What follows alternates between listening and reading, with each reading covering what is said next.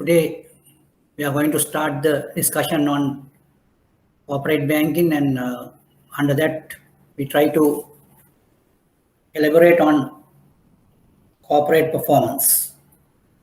Basically the corporate performance measurements.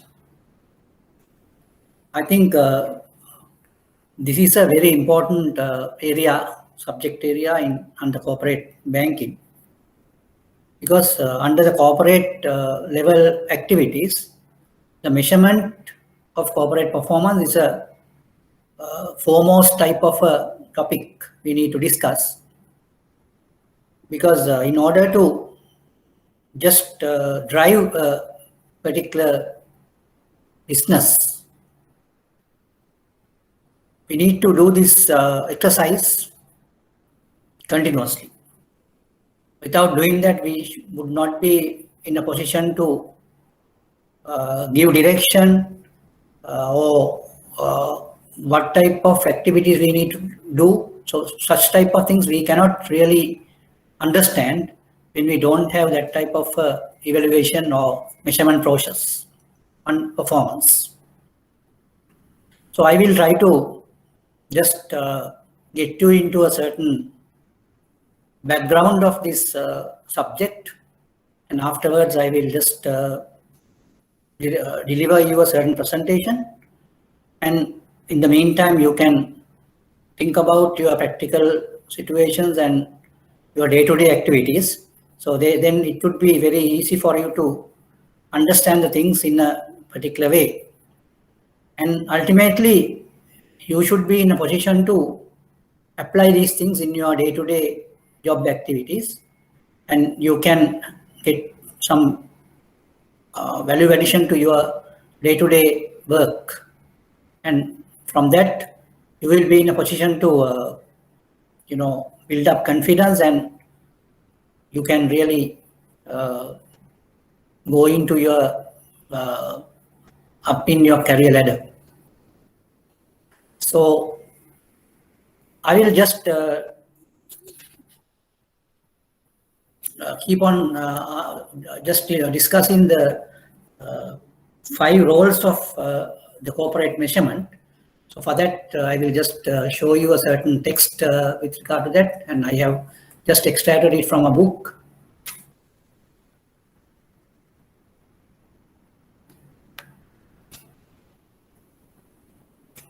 So this is a real model, and we call it 5 key principles of CPM, that is corporate performance management.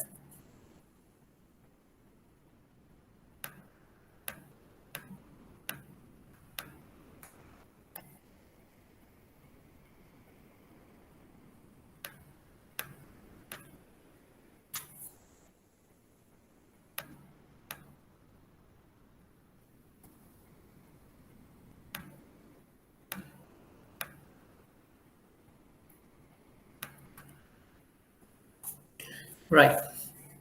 Now, on the outset, I will just go through these principles, but I am not going to really give you a very big description on these things, but I just want to browse through the things and just show you the types of factors which we need to go through. The first principle is establishing and deploy a CPM office and officer. Now, CPM is an activity where we have to give prominence. First of all, in the organization, we have to establish and deploy a CPM office and officer. And it should be sponsored by the executive management, and there should be some relationships in the organization level and reporting relationships. Then there should be some staff really attached to the CPM office.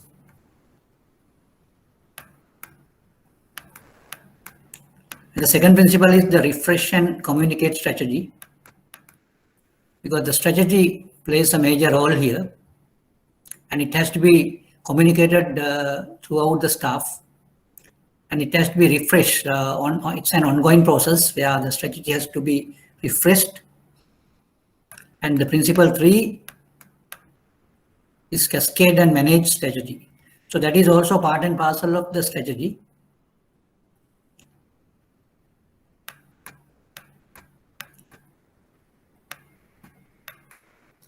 And the fourth principle is the improve performance. This is only just a text I'm going to refer in. So first one I just talked about the first principle, that is the establishing and deploying a CPM office and officer.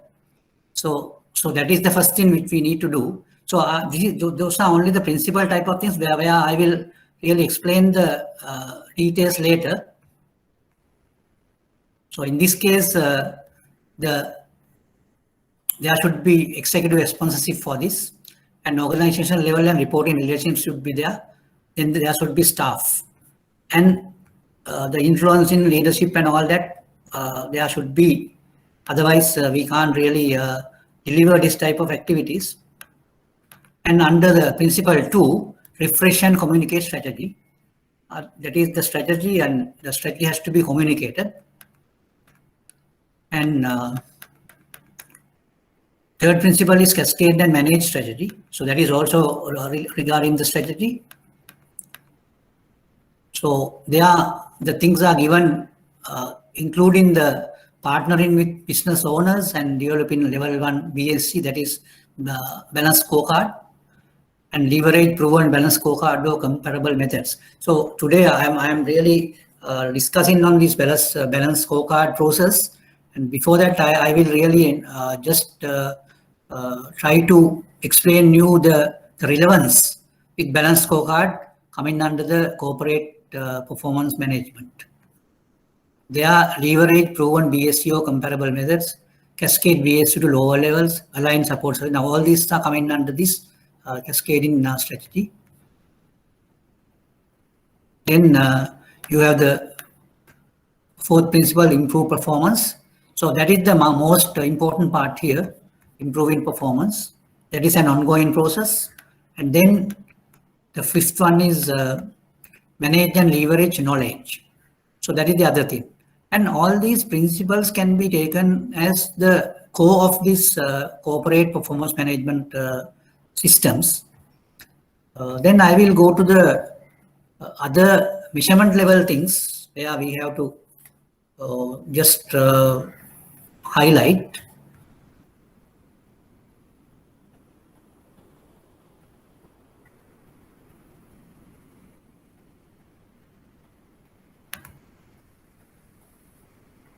Now this is regarding the measurement part of it.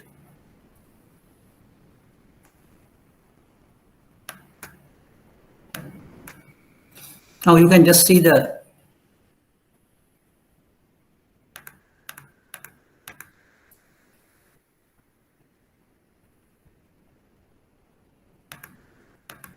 diagram.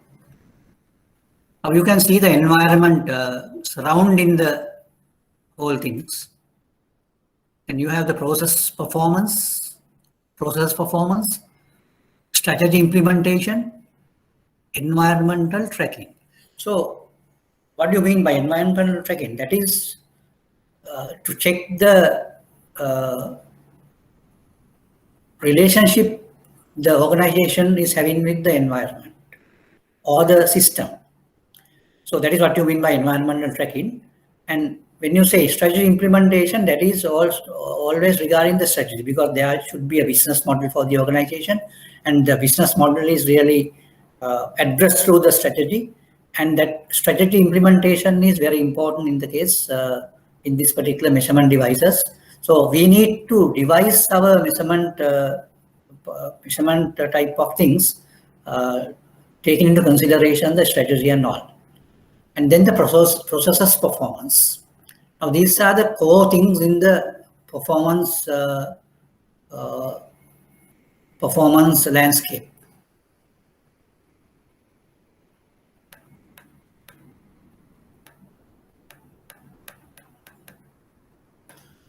Now if you take this diagram into consideration, it gives a certain idea about measurements. This is coming under measurements, the 5 roles of measurement. Now, when you do the measurement, there should be a particular role adhering to different types of measurements.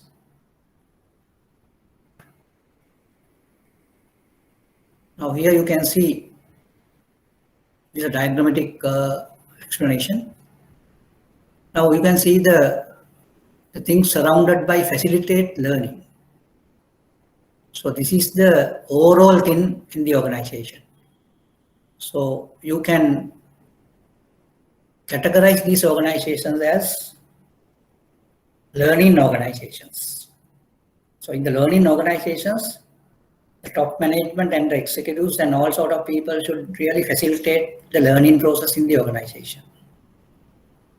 So that is why this diagram is given as a thing surrounded by facilitate learning.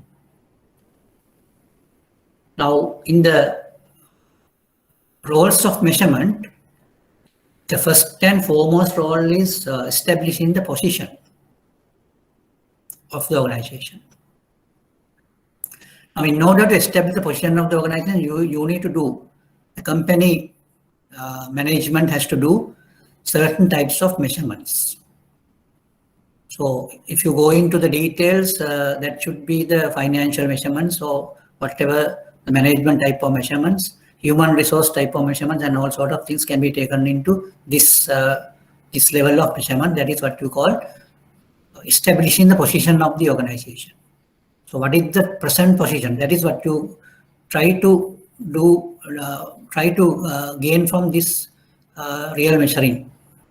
This measuring is called measuring the position, and we can establish the position. So establish in the sense, through the measurement and the results, we can really establish the position of the organization.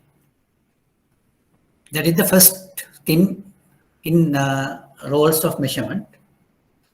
So in other words, you can say the role of the first or the main role of measurement is establishing the position of the organization.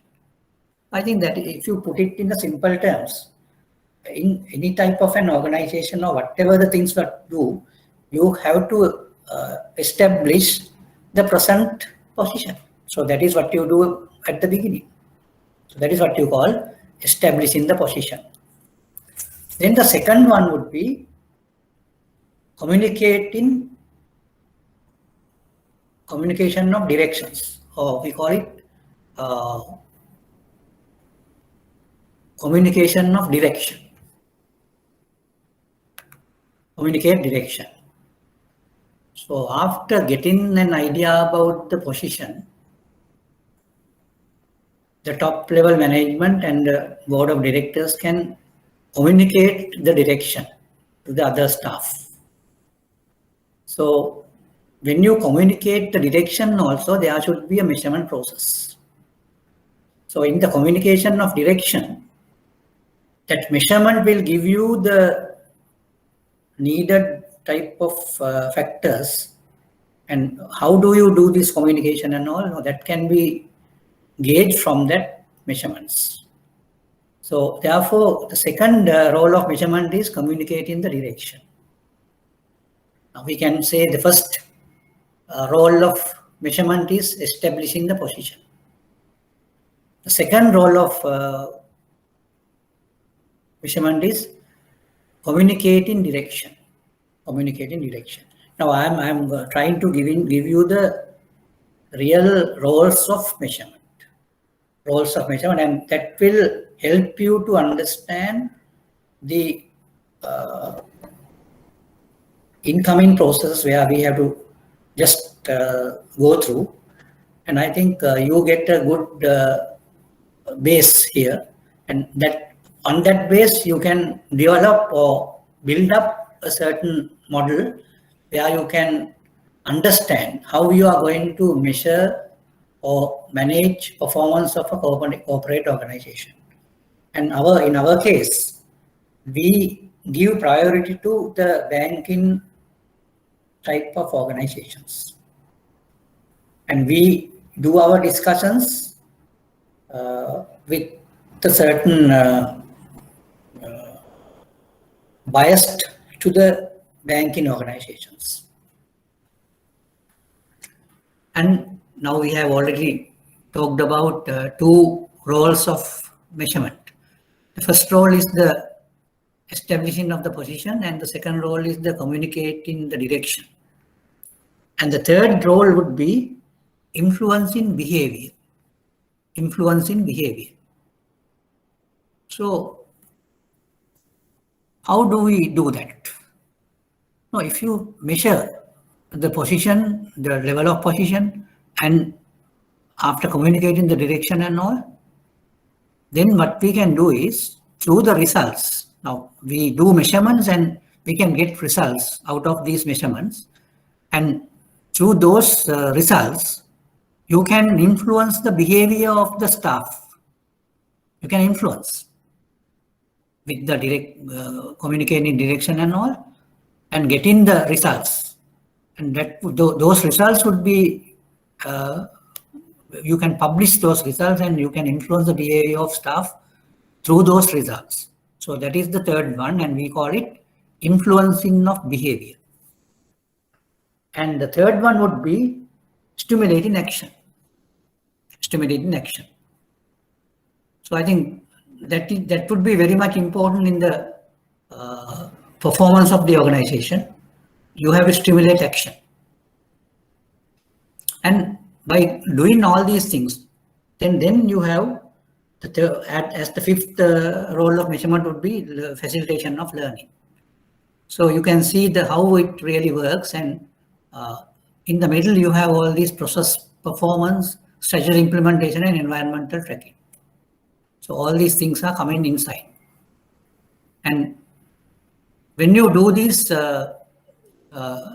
when you have these roles in place, invariably you can see how the performance of processes can be enhanced, how you can have a proper strategy implementation, and how you can have environmental tracking.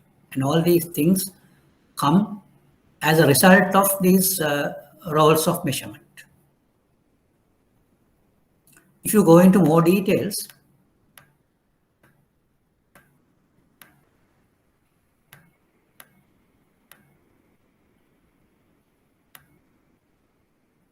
now you look at this diagram here. In this diagram, you have a triangle of, that's a triangle, and that triangle you place direction into one heading, and there's another corner you have a values, and other corner you have culture. So this is a triangle with corners of direction, values, and culture. Now in the direction, you have vision, priorities, and goals. Vision, priorities, and goals. And under the culture, you have how we do things. That is what you call the behaviors. Then there will be a tone and management style. All these things will come under culture. That is why we say from organization to organization, the culture is different. Because for any organization, there will be a culture unique to that organization. Now that depends on the tone and how things are being done and the style of management. Then you have the values. Now these values coming through the people. The values of people will become the organizational values. And there should be openness among the people. And there will be relationships and cordial type of relationships. All these things will develop the values. And when you go into directions, you have goals, priorities, and vision.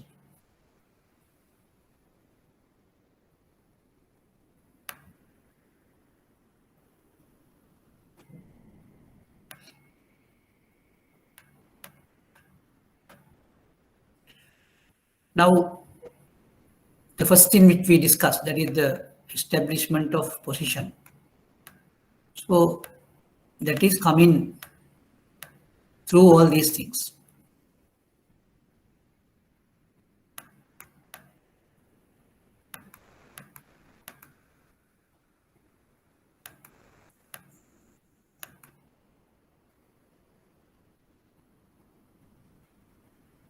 I think you can read these things leisurely at home.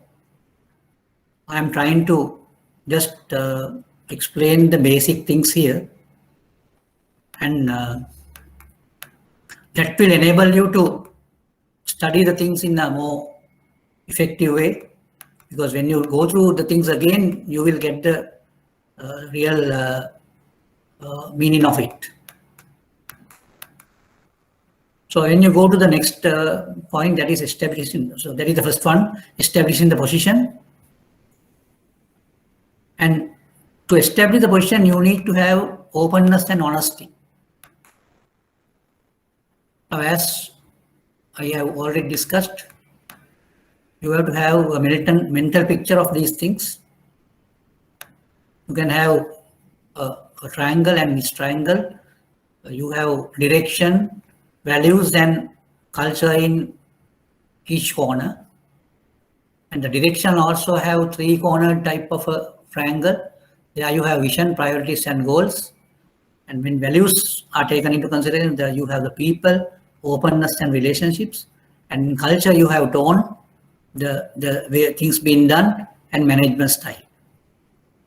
So this is how the things been really constituted here.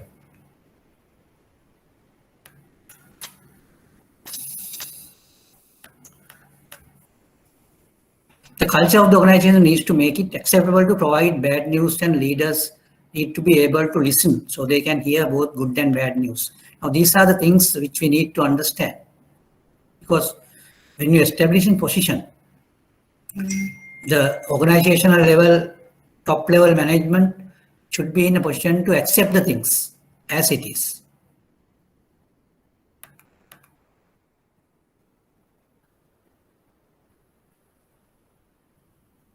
Now, what happens is, if this position establishment is not frank, what will happen is the top management may not know what could happen in the organization.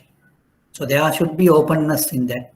That is why it is clearly mentioned that there needs to be openness and honesty in this case. The culture of the organization needs to make it acceptable to provide bad news, and leaders need to be able to listen so they can hear both good and bad news.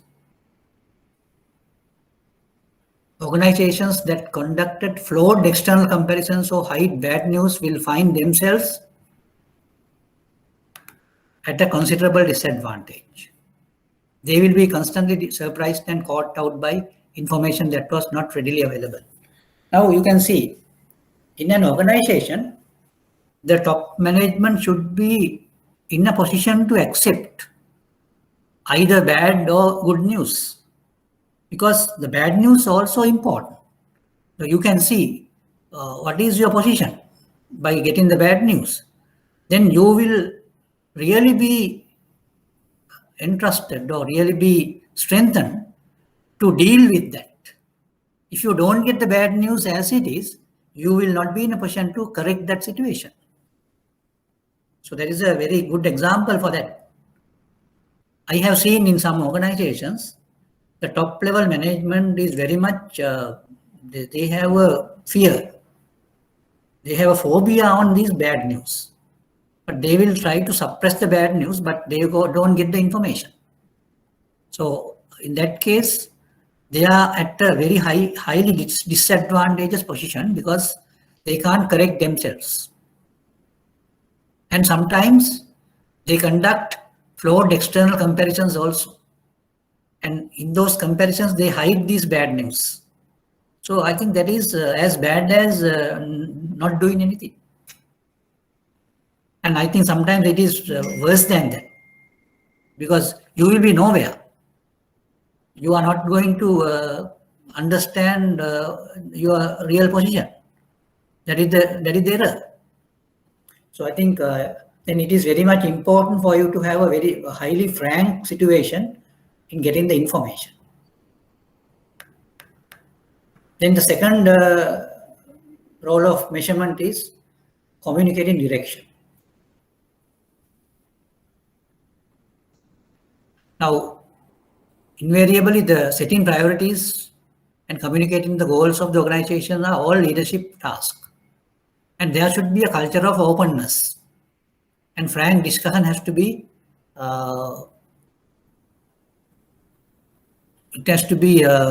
given the first place, frank discussions. And there should be constructive feedback.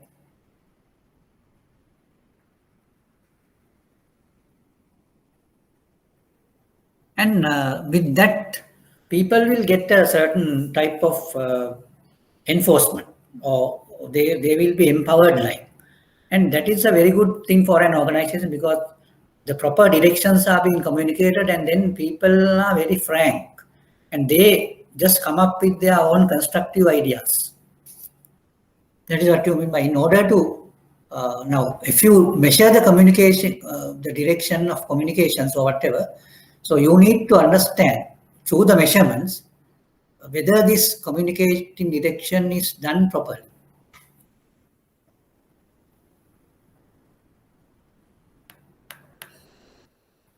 Then now we have gone through the first two roles of measurement. The first role is the establishing of position. I think you get some idea about it now. Establishment of position. So they need to have the frankness. The top level management should prepare to accept good or bad news, either good or bad news, and they have to do whatever necessary to mitigate the bad things and correct the bad things. And the third one would be influencing behavior.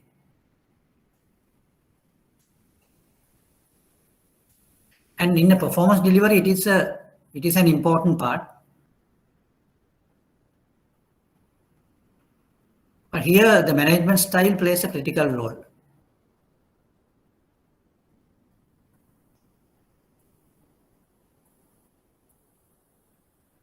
Now, if you look at it in a realistic manner, you will see that you can enhance a performance measure, but I don't know whether the measurement, even though the measurement device or the measurement has been enhanced, we don't know whether the performance really been enhanced. So that is the most difficult question to answer. But if you look at the real improvements, that really comes from improving the coordination between departments and within the teams.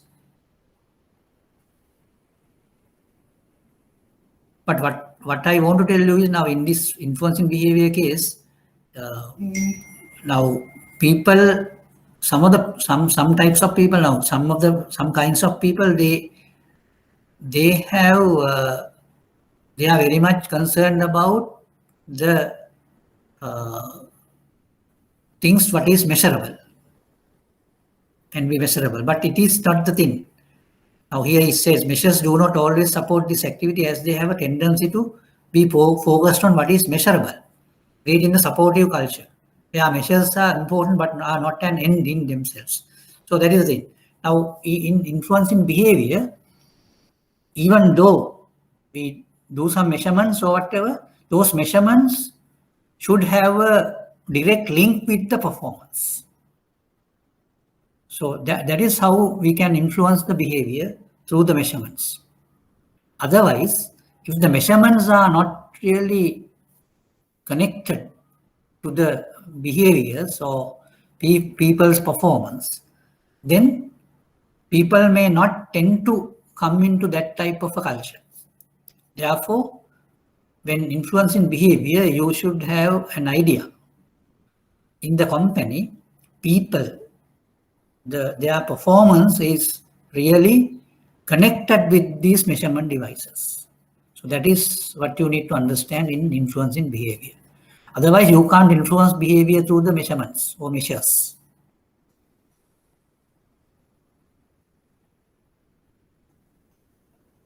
Then the fourth role is stimulating action.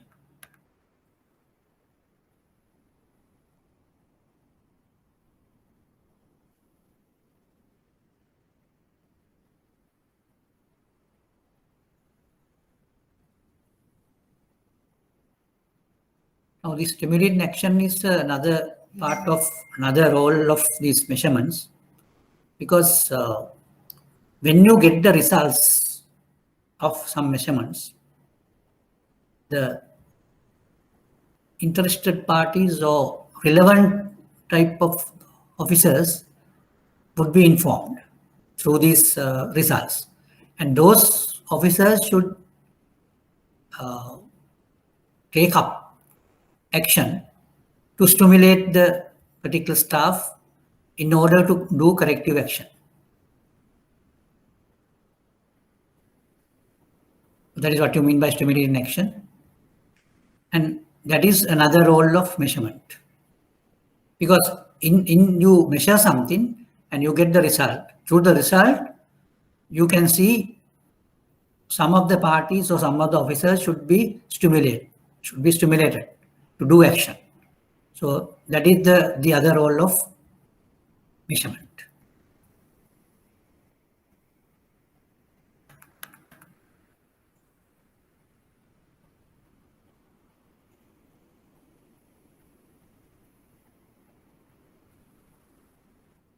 And the fifth role of measurement is facilitating learning. Now, I just want to tell you now all these 5 things, and that would really support the performance management. How it support the performance management? Now, first of all, you have this establishing position. They are through the measurements, you can establish the position of the organization. So that is why we call it a role of measurement. Because through the results, through the measurement results, or through the company ratios or whatever, you can see the position of the organization. So that is why we call performance evaluation or performance measurement as the role of performance measurement is establishing the position. That is the first and foremost role of measurement.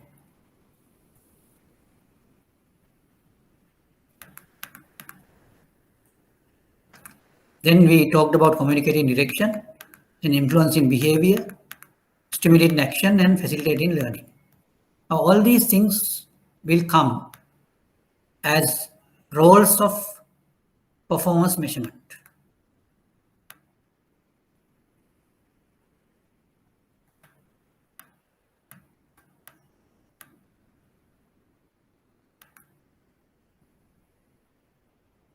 Now, what you can do is you can go through these 2 texts and get these basic ideas established in your mind. Then it is easy for you to deal with other sections of this particular lecture.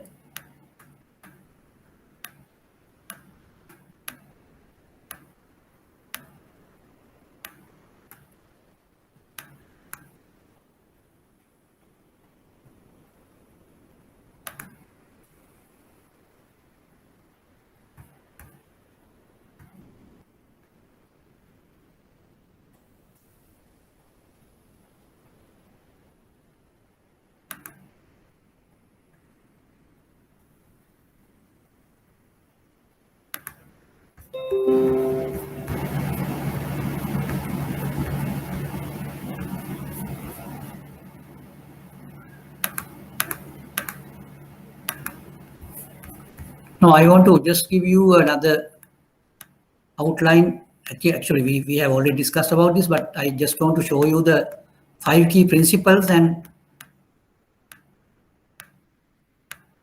the relevance between these principles and the measurement roles.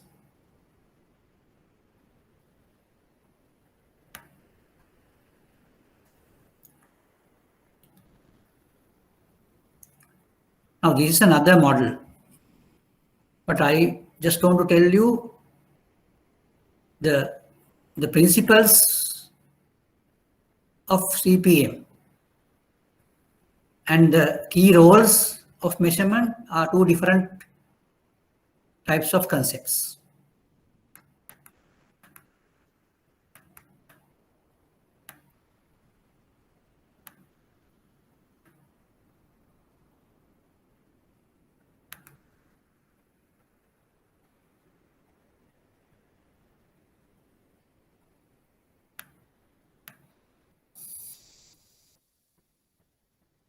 Now, if you go into these principles,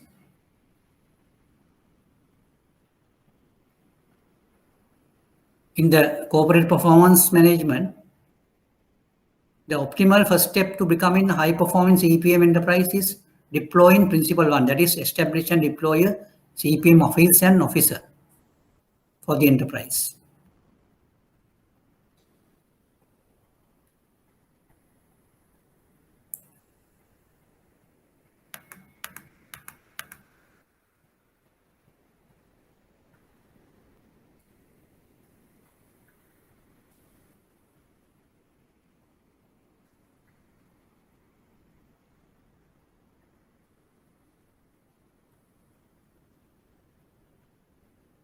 Now, if you want to elaborate on that, these are the core best practices in establishing a corporate performance management office.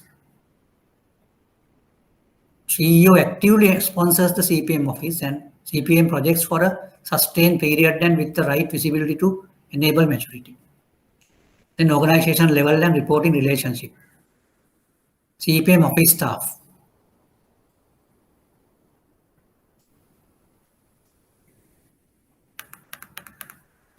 Then leadership influence factors. Ownership of CPM process and methods. CPM industry and company knowledge. These are the factors connecting to the CPM office. Collaborative maturity. Ability to learn.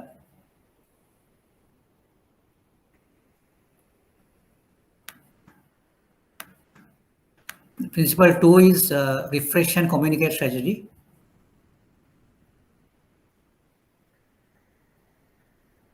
Now, in order to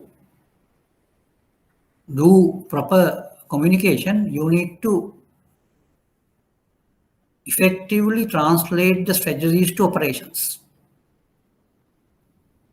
And the strategy should be communicated to the employees. But most of the organization, this is not done properly. That is why the principle 2 is taken as refresh and communicate strategy.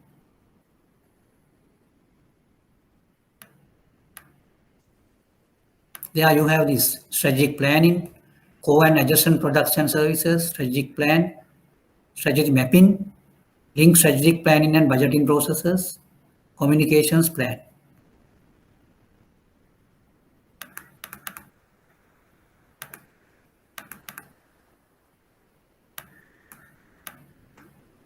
And principle 3 is cascade and manage strategy.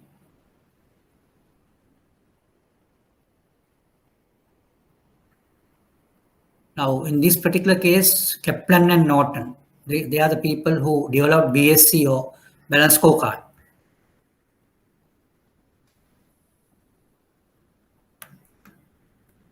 Now, here there should be a partnership with the business owners. Then develop level 1 BSC, translate strategy into level 1 BSC measures. BSC is the Balanced Scorecard. Now, we are going to discuss on this and measure targets at the highest organization level. Leverage proven BSC or comparable methods. Cascade BSC to lower levels. Align support services. Align teams and individual employees.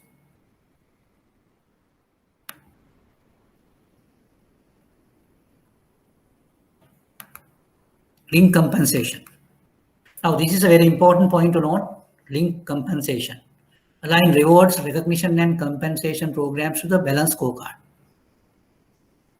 We are going to discuss about Balanced Scorecard today. Now, I'm now referring to the background knowledge on that.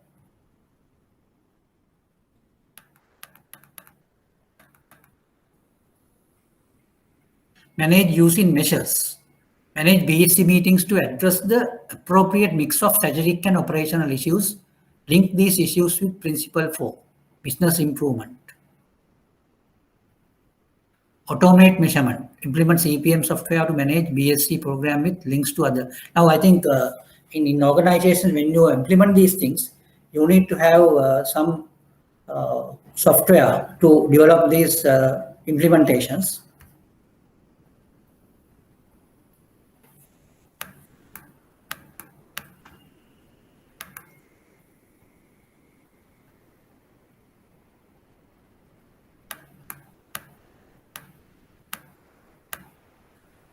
And the fourth principle is improve business.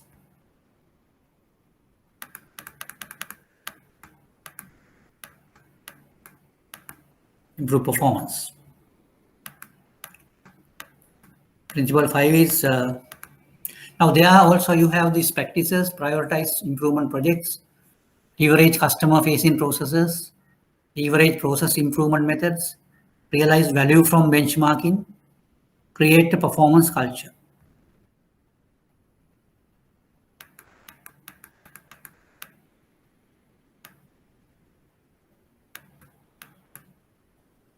And the last principle is manage and leverage knowledge.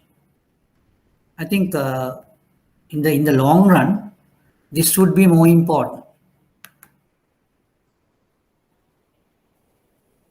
Focuses on capturing and reusing enterprise-wide intellectual property to leverage the organization's best minds, best practices, and innovations. And enterprises increasingly rely on knowledge workers.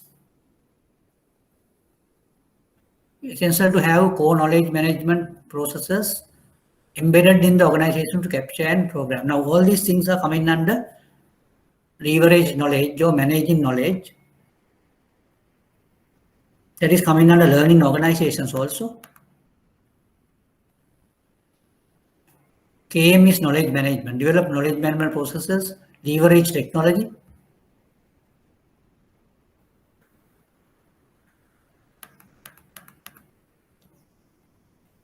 Then you need to develop a locator system which you can locate experts. Link knowledge management with improved process performance. Share best practices, maintain a virtual knowledge management network.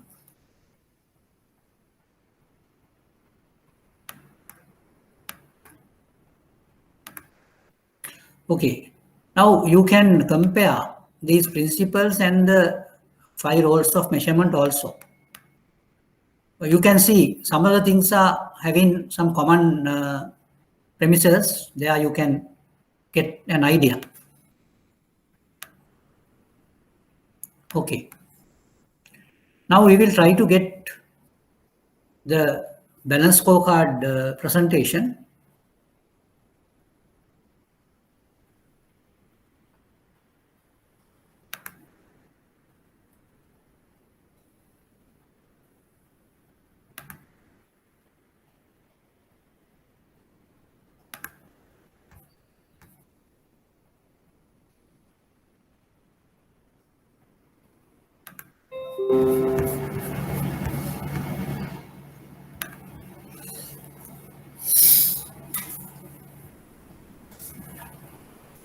Right.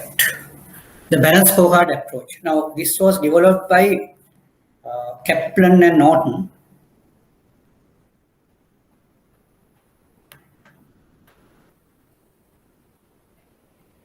And you can have so much of details with regard to the history of this balance scorecard in books and all. I'm not going to give details on these things, the history and all, but we need to see what is a balance scorecard.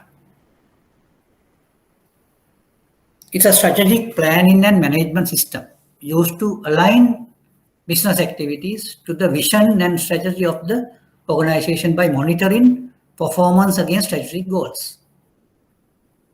Now here you have to go through several technical terms. Now First of all, it is a strategic planning and management system. Balance scorecard is a strategic planning and management system. What do you mean by strategic planning and management? Strategic means now, in order to run your business model, you need to have a strategy. Now, strategic planning means you need to have the plans as per your strategy. And it's a dynamic situation. Strategic management is also a dynamic management system. Now, the main idea is to align business activities to the vision and strategy of the organization. Because the strategy comes through the vision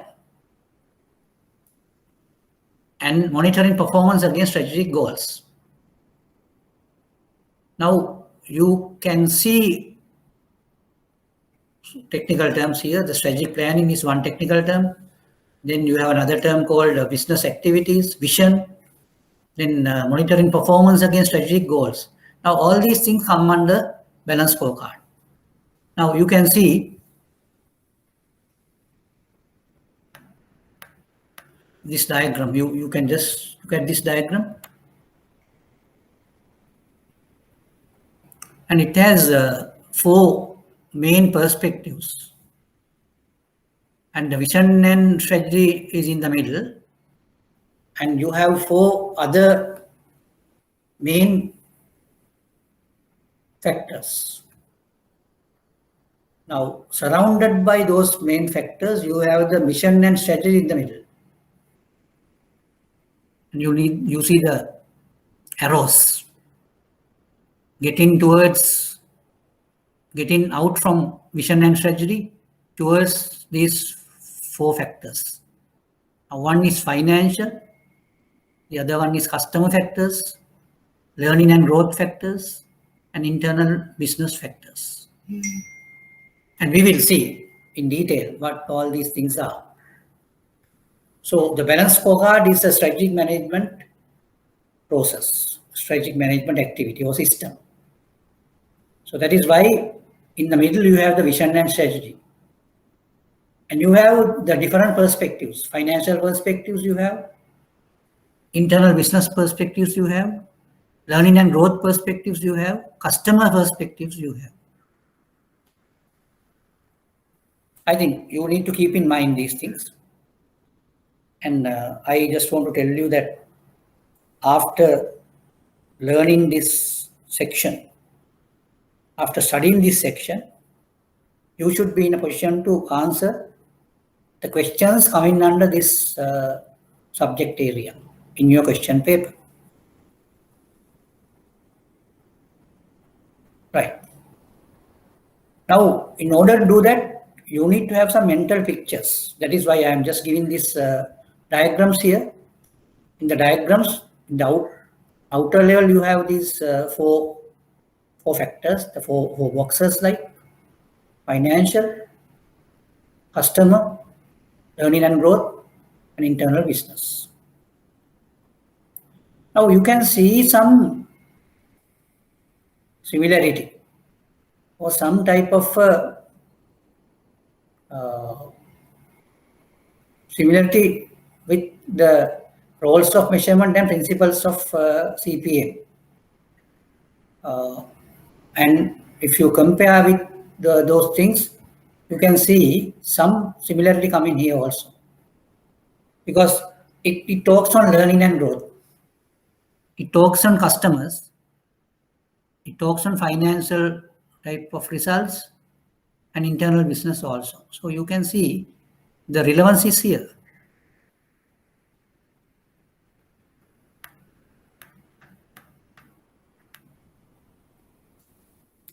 This balance scorecard was first published in 1992 by Kaplan and Norton. There was a book on this balance scorecard process that was in 1996. So that means about 25 years back it happened. But up to that situation, so even from since very very old age, we got this performance management or performance measurement, but all these things were coming under traditional performance measurement. But in this balanced scorecard process, it's taken as a innovative type of a performance measurement system. Now, basically, the problem was the performance measurement systems those days based on historical figures. And those data always were very obsolete. That was the issue with traditional performance measurements. But in the balanced scorecard, they not only take financial aspects, but other aspects also, customer aspects, internal process aspect, and the customer aspects also, learning and growth aspects also. So therefore, the balanced scorecard really gives a balanced perspectives in the performance management system or performance measurement system.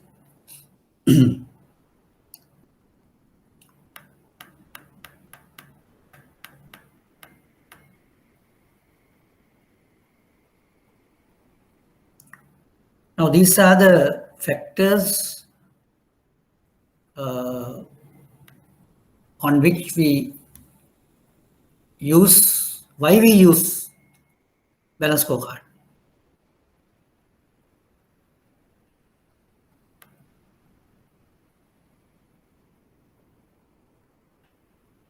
The first one given is improve organizational performance by measuring what matters. Improve organizational performance by measuring what matters. Because we have to measure things what it matters, or in other words, you should not measure useless type of things. That is only you consume time, you waste time on that. So therefore, what you need to do is you need to see the measurement is really worthwhile doing. Otherwise, you should not do such type of measures. Increase focus on strategy and results. So you have to focus on the strategy as well as results. Align organization strategy with workers on a day-to-day basis. Now, that alignment is not that easy, but it has to be done. So that is a challenging process for an organization. On a day-to-day basis, strategy has to be aligned with the workers. Then there should be a focus on key performance drivers. That is futuristic. There should be a focus on key future performance drivers.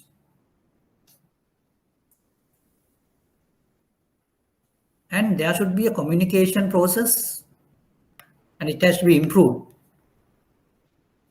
with regard to the vision and strategy. And the other purpose is to prioritize projects and initiatives.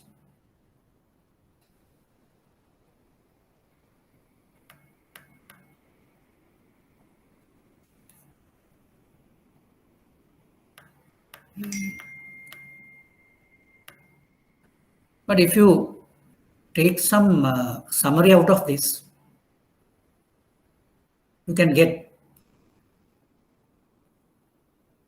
I think always it stresses the need of focusing on strategy and results.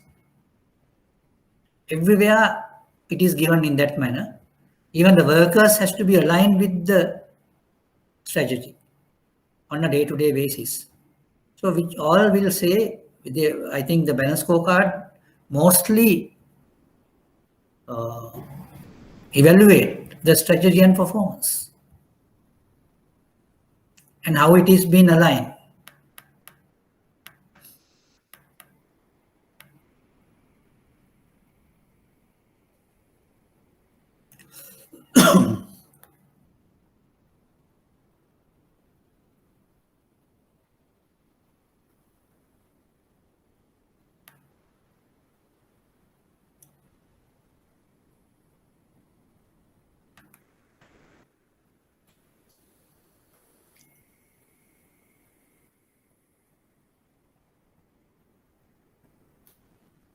4 original business perspectives.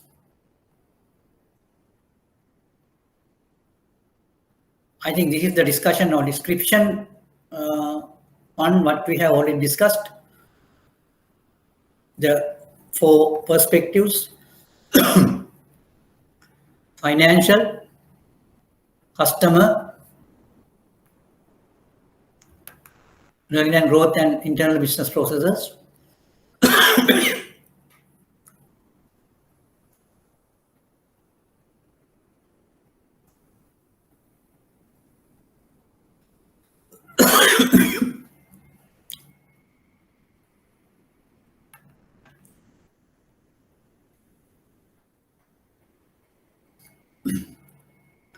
Develop metrics, collect data, and analyze it relative to each of these perspectives.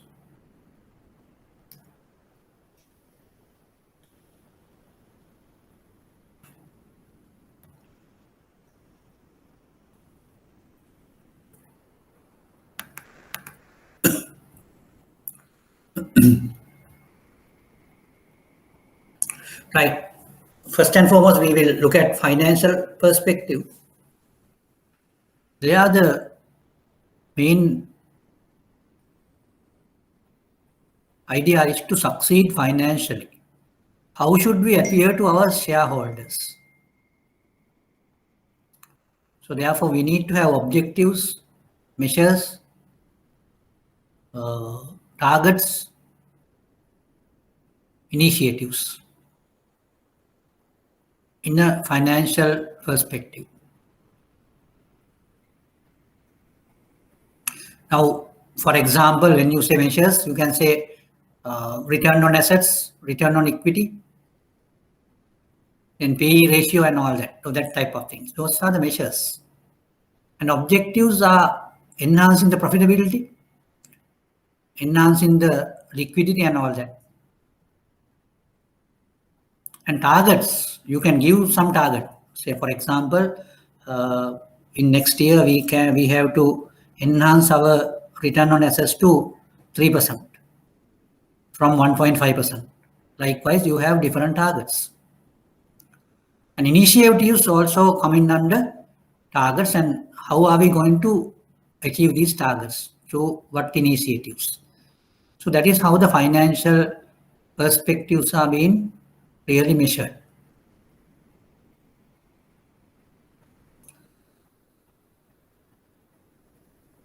Then when you go to the customer perspective, they are also, to achieve our vision, how should we appear to our customers? This is the question we need to ask from ourselves. To achieve our vision, how should we appear to our customers? That is the customer perspective. So there we can have measurement devices as customer loyalty, the market share and all that can be taken as devices, measurement devices.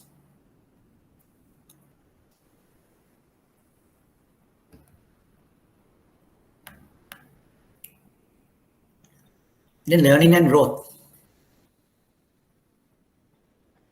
To achieve our vision, how will we sustain our ability to change and improve? Right. Now, this learning and growth has a direct relationship with how we can change ourselves, how we can improve ourselves, how we can sustain our abilities. That is coming under learning and growth. So this learning and growth will have a long-term effect on the organization. Then internal business processes. To satisfy our shareholders, customers, what business processes must we excel at? So business processes are very important in order to run a business. So there are some business processes which which have any bottlenecks, and we need to see how we can streamline these processes. So that is another aspect or another perspective in this balance scorecard. We need to measure process performance, internal business process performance. Right. Now you can see the real importance of this process, since it deals with all these perspectives in the balance scorecard.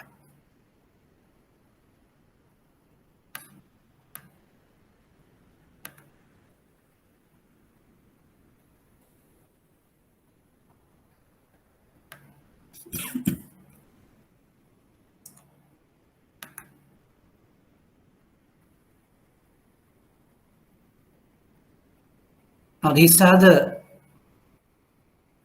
main questions under each perspective. Under financial perspective, our question is, what must we do to create sustainable economic value? Sustainable economic value. Now this goes beyond the profitability, because it really talks in terms of sustainable economic value. Then internal business process. To satisfy our stakeholders, what must be our levels of productivity, efficiency, and quality with regard to the business processes, internal business processes. Then learning and growth. How does our employee performance management system, including feedback to employees, support high performance? I think you all know that for any organization, you have this performance management system, employee performance management system. And there should be some feedbacks and self-evaluation and so on and so forth. And it should really support the high performance. And rewards has to be linked to the performance.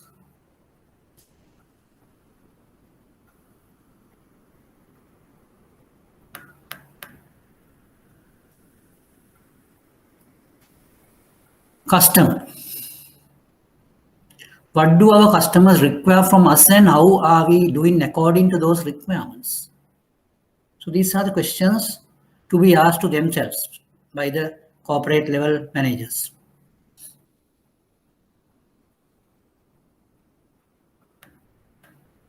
Now the academic importance is there, where for each of these perspectives, what should be the questions asked by the business owners?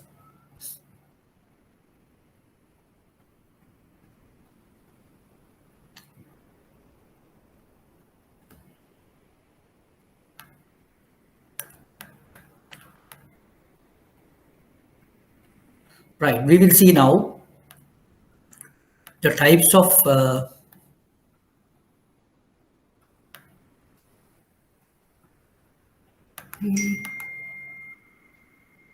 measurements. Now, if you go into the financial perspective, you get this type of measurements.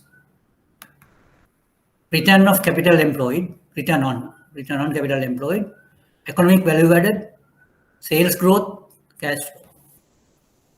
This one such measurement process, or you can add into some other measurements also for this: return on capital, economic value added, sales growth, cash flow, return on assets. Then you can say cost to income ratio, then liquidity ratio and all that. For a bank, it can be capital adequacy ratio, leverage ratio, then liquidity coverage, or different types of measurements can be taken into consideration coming under financial.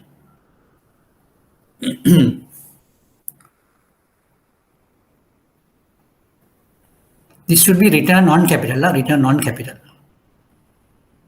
ROCE. Then under the customer perspective, we have these measurements, customer satisfaction. How are we going to have this measurement? So you can have some questionnaires and you can check their attitudes and get into a Likert scale, and then you can measure their satisfaction. Retention, acquisition of customers, profitability of customers, market share, all will give some idea about your customer relationships.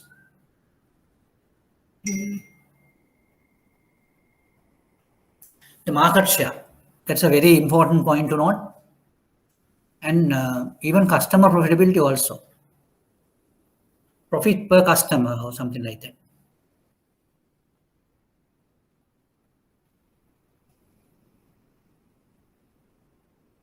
Then internal business process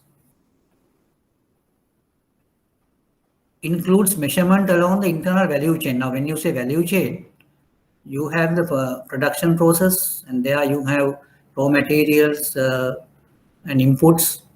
Then you have the production process, then manufacturing, production, then you have packing, sales, and all that, so and so forth. Now, those are the value chain, internal value chain. Innovation, measures of how well the company identifies the customer's future needs.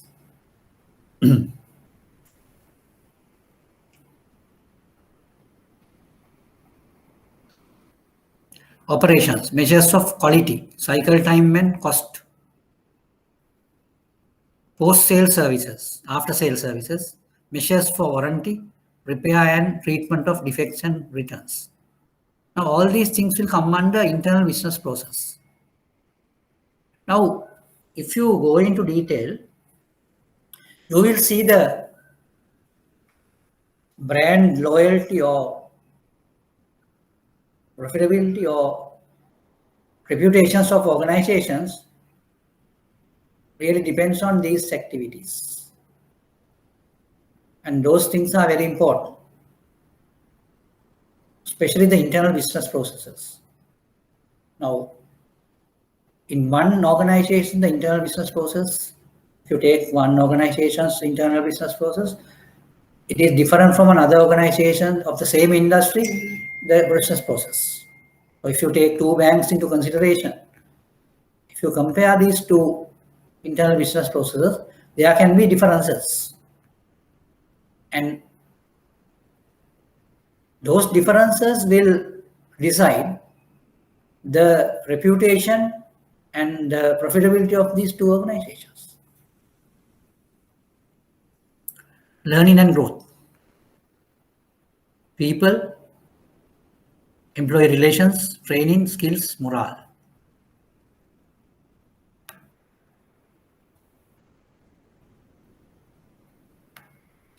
Systems, measure of availability of critical real-time information needed for frontline employees. Now, this availability is very important because you can see in some organizations the computer systems are out sometimes, and it is out for a long period of time.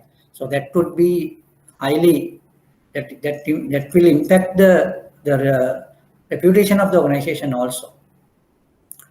And there should be systems. So learning and growth comes under that, because the maintenance of systems would really depend on the particular knowledge hub in the organization.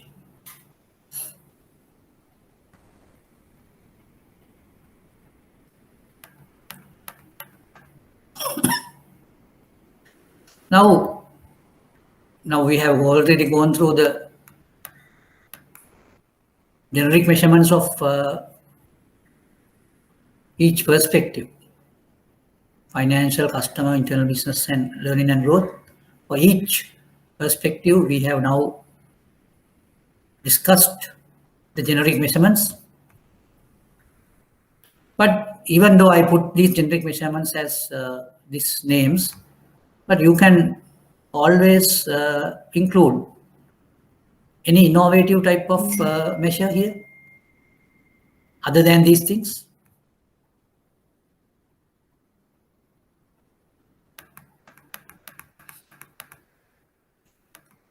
Then key implementation success factors.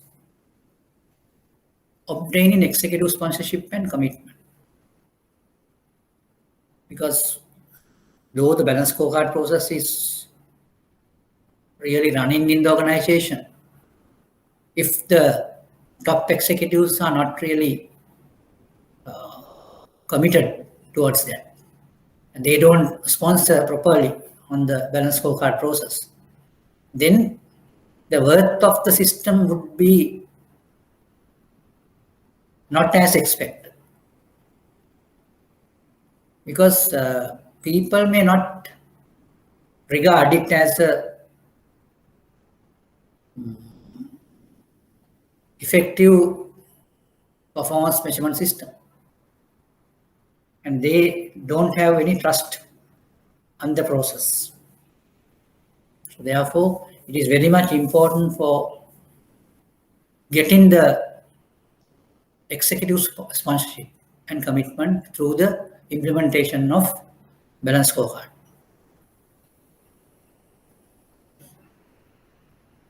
It involves a broad base of leaders, should managers and employees in scorecard development. Because if people engage in development of the process, and they would be knowledgeable in these activities and processes, and it is easy for the organization to really sell the idea of scorecard, balance scorecard. And because the people or employees engaged in the development process, and they have all information required with themselves, and then they get the idea, and they appreciate the value of the balance scorecard process, and it is easy for the organization to broad base the particular process, and you can have several leaders collectively implement the process. Then choose the right scorecard champion. Now the champion means among the employees, it is important to develop the champions. And those champions can really sell the idea of balance scorecard process among the employees. And in the process, you can select the opinion leaders. And through the opinion leaders, and you can just appoint these opinion leaders as unit leaders, and then it will enable you to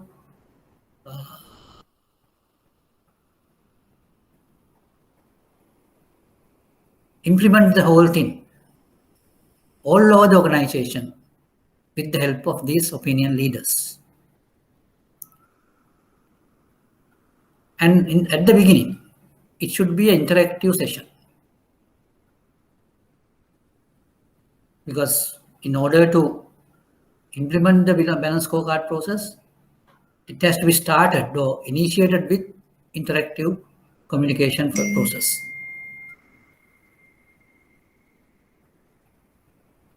And it has to be looked at, or it should be viewed as a long-term journey rather than a short-term project, because it's a journey. So there will be a process of the journey, and the end would be little further away, but you need to engage in the journey. If you feel that you need outside help, you can get it. Now, these are the success factors of implementation success factors of balance scorecard process.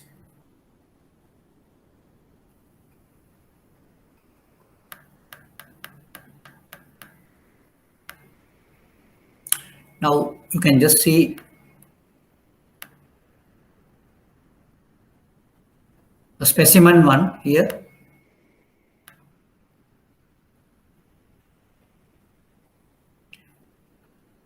The strategy map is there. Now you can see in this balance scorecard, there are three main premises. In the left hand side, you have the strategy map, and in the middle you have the balance scorecard, and you have action plans in the top right. And if you go into detail, the strategy map has process manufacturing excellence. The ROC is greater than something, volume is equal to some units. So this is the theme.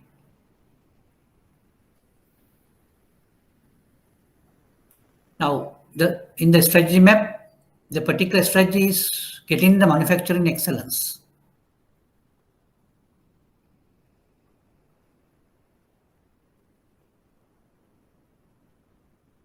Now, under that, you have objectives. What are the objectives of having manufacturing excellence? Operating cost and efficiency. It has to be minimized and efficiency has to be enhanced. Capacity utilization, capability utilization, brand image. All these things will become results of manufacturing excellence.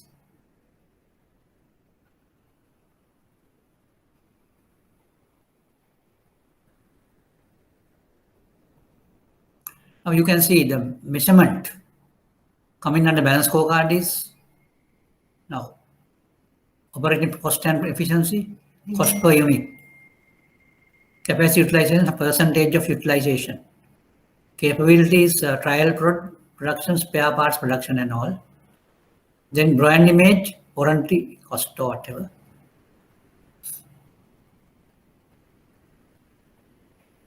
There should be targets for this.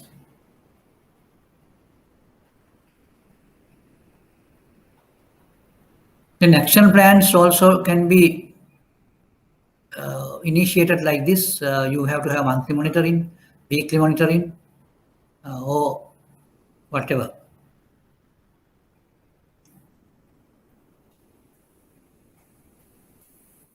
Under the financial perspective,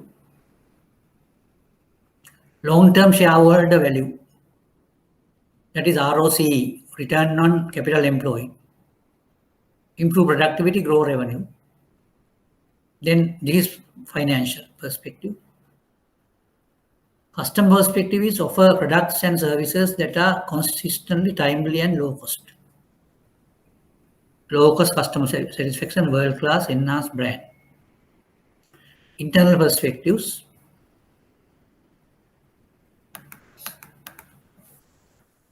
Ensure operational excellence with innovation as well-being, so as socially responsible.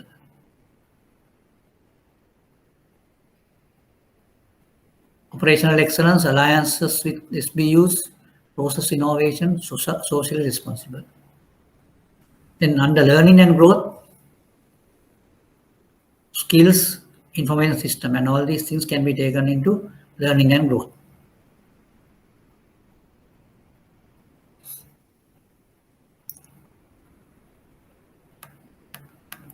Now, if you want to implement the balanced scorecard system, there should be expenditure involved in that.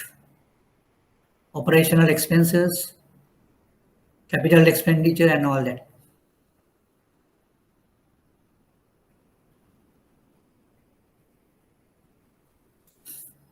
Now, there should be a budget for that.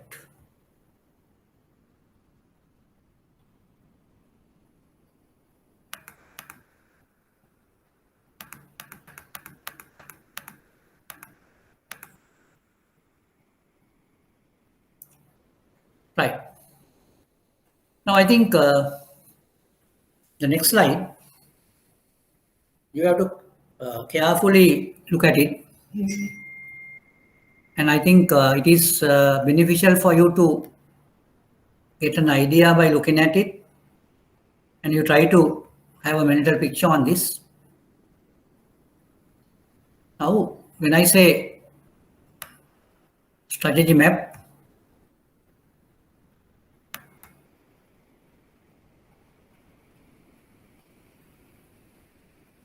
now when you look at the financial perspective,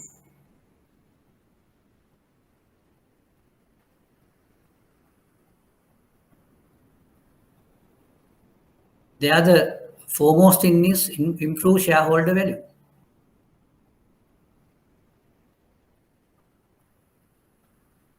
Because this is the ultimate objective. Value, enhancing the value. But for that to be achieved, we need to have revenue growth strategy, productivity strategy. Because revenue growth and productivity will result in shareholder value. Build franchise. Because with new business, you will have new revenue sources, customer value, customer profitability. Then cost structure. Improve asset utilization. Then under customer value perspective, you need to have customer acquisitions, retentions and all.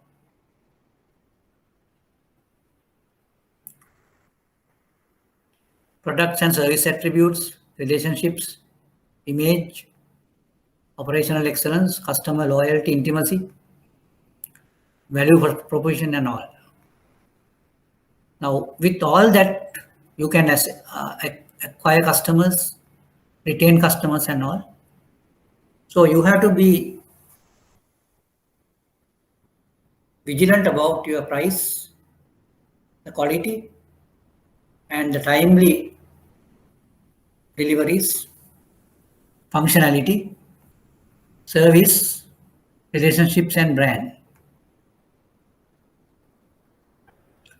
All are coming under customer value perspective.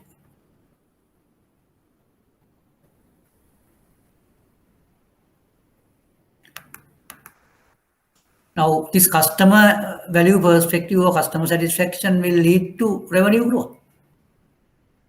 And internal perspectives increase customer value, achieve operational excellence. All these things will enhance the customer satisfaction.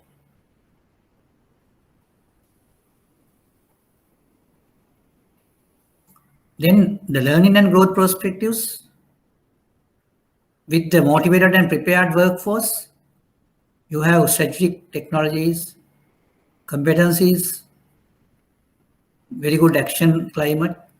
With all that, with a motivated, prepared workforce, you can have highly efficient internal processes. Through that, you can get the customer satisfaction. Now you can see the way it connects with each other.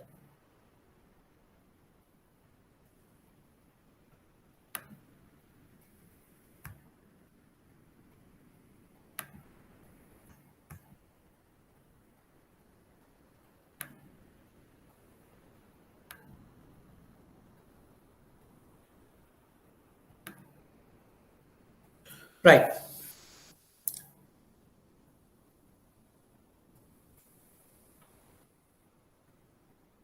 Now, when you follow the arrowheads, you can get a good idea.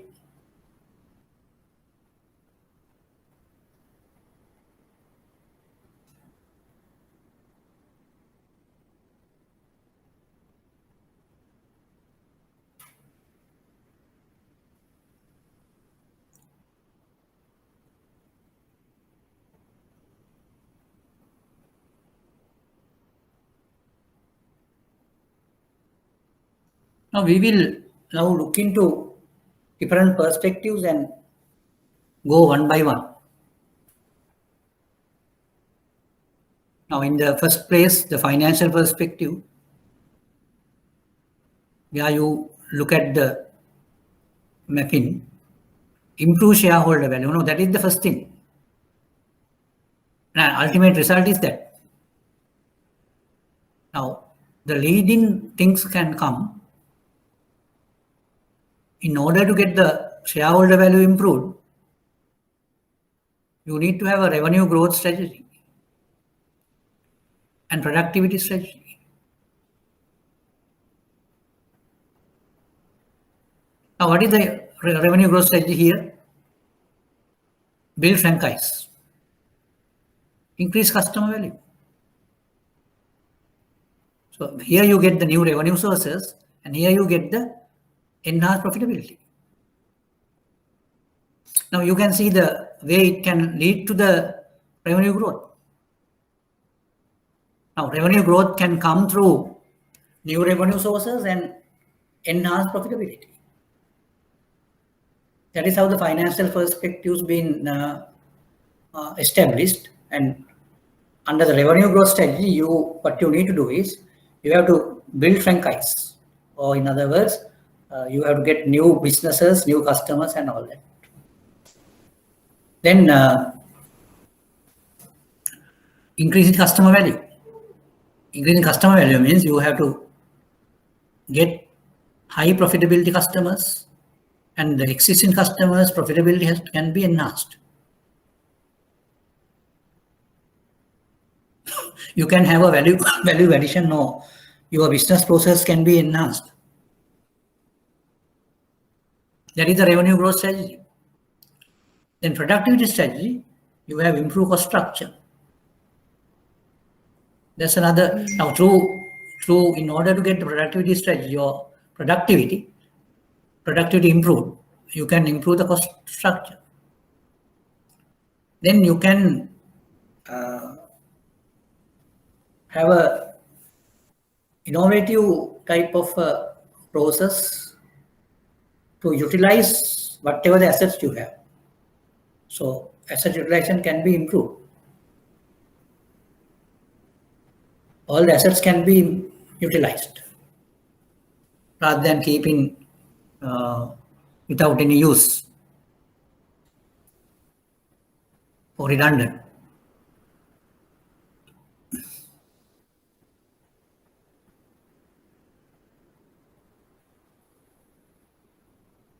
Now you can just see now different arrowheads going different directions. Now look at the arrowheads in customer value perspective. There the arrowhead goes as customer acquisition and customer retention, which will lead to the new revenue sources and customer profitability. I think that is a meaningful type of diagram here. And now you can see achieve operational excellence. Now that one of the arrows lead into asset utilization. So that is operational excellence. Then when you be a good corporate citizen, environmental processes, it will lead to this improved shareholder value. So likewise, you can see different different arrowheads going to different types of strategy mapping. Increase customer value. There you get the arrowhead to the customer satisfaction.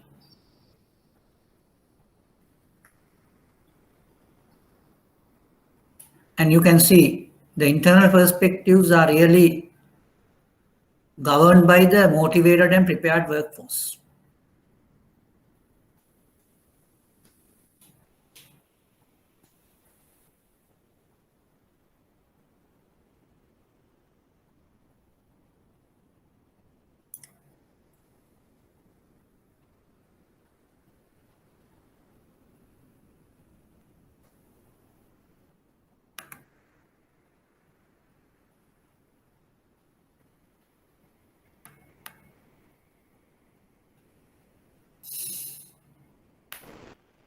Right.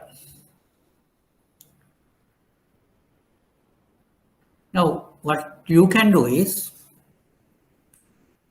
you can map with this grid being taken into consideration. You can have your own organization strategy and different aspects of the strategy of your organization, and you can map that those strategies into this particular grid.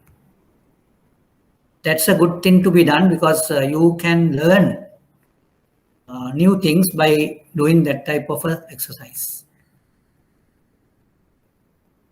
I don't know whether you got my point.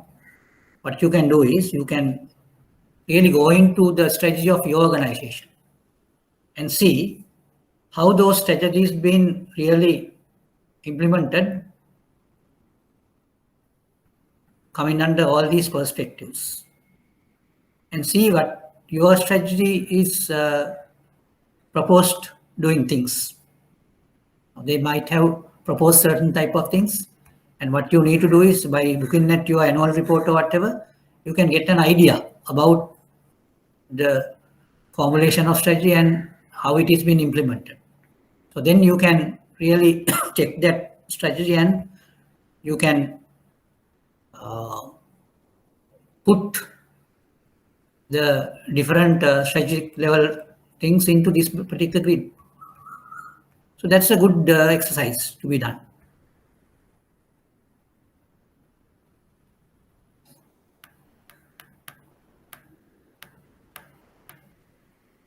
Now, if you go into a department level scorecard example, it will give you a simple type of explanation.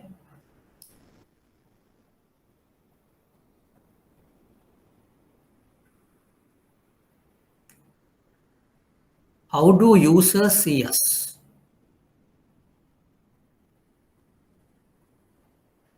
How do we look to management? Now here, this is a department level type of thing.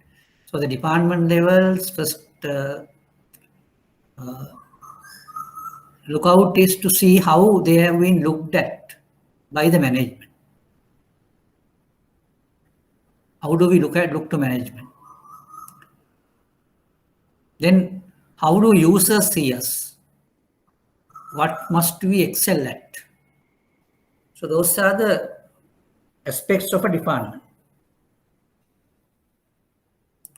Then user orientation.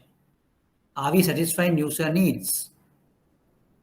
So now in this regard, you can have different goals. Now here you can, how do users see us? So the goals can be no user complaints or less than one complaint per month or less than 2 complaints per month. Likewise, you can put goals. That is the measure, right? Now goal is to be satisfied, users to be satisfied with our services. Then if you go to internal efficiency and customer satisfaction, service success, internal process success, then user orientation. Are we satisfying user needs? Are we working efficiently? Then in the case of future readiness, how can we continue to improve and create value? What can we do to meet the future needs of users? What technologies and business opportunities, challenges are emerging?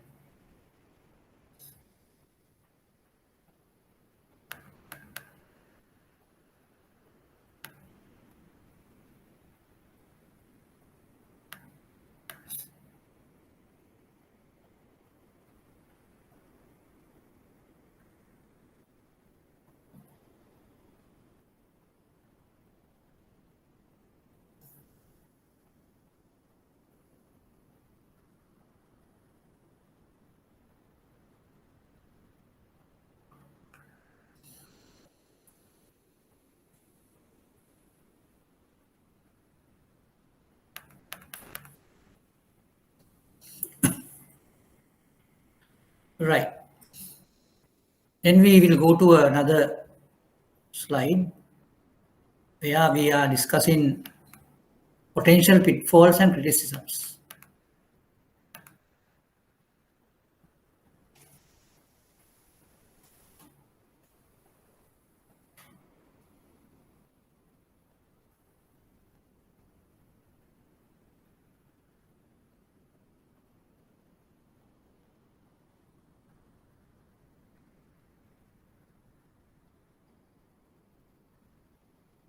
Right.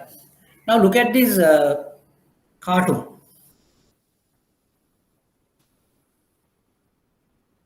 Now in the first one, you can read it from the left end. Dogbird consults. Now there's a discussion or dialogue going on. One gentleman talks to the other. You need a dashboard application to track your key metrics. Then the same person is telling that way you will have more data to ignore when you make your decisions based on company politics.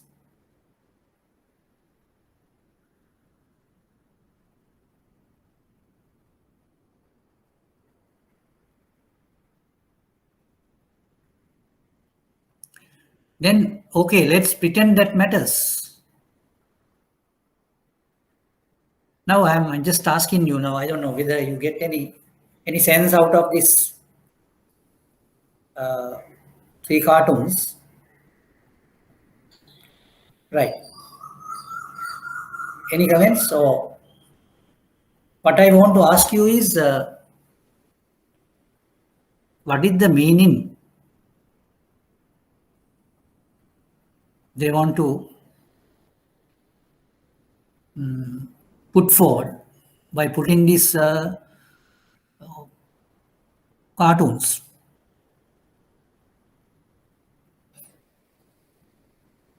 I think carefully you can read the things and see what is the meaning conveyed by that. You need a dashboard application to track your key metrics.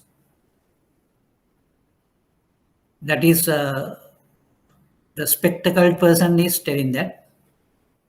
And afterwards he said, that way you will have more data to ignore when you make your decisions based on company politics. Then the particular consultant like person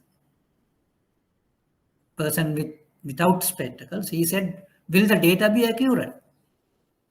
Okay, let's pretend that matters.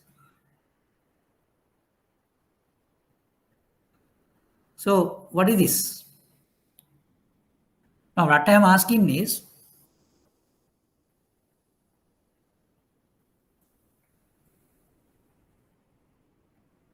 now the particular person with spectacles, I want to ask you a question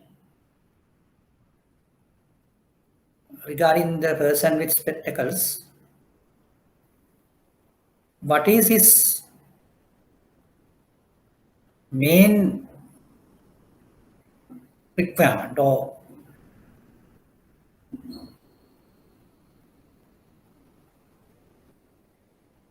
what is his immediate need, or whatever? Or is he a genuine type of a manager? Or is he a pretended manager, whatever? So that type of comment I am expecting from you. And the second thing is, what is the idea tried to be conveyed by this particular set of cartoons? So it gives a high valued meaning. In my opinion, I don't know. You also can see different type of things here. Whatever the things you see, you can just divulge or just convey. And my first question is whether the spectacle person is a genuine type of a manager. And what is his purpose of having a dashboard or whatever? The second thing is, what is the main idea to be conveyed or happen to be conveyed by these three cartoons? Yes.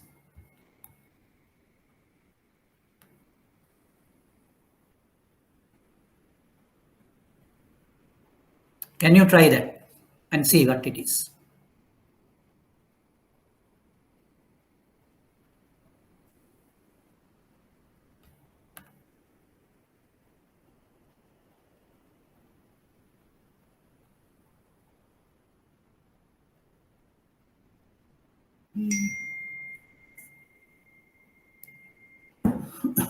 Yes.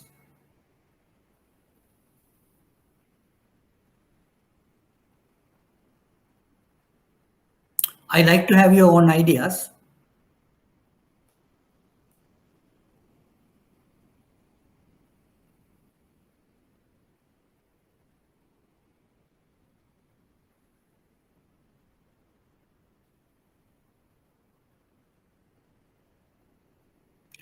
You can just send your ideas.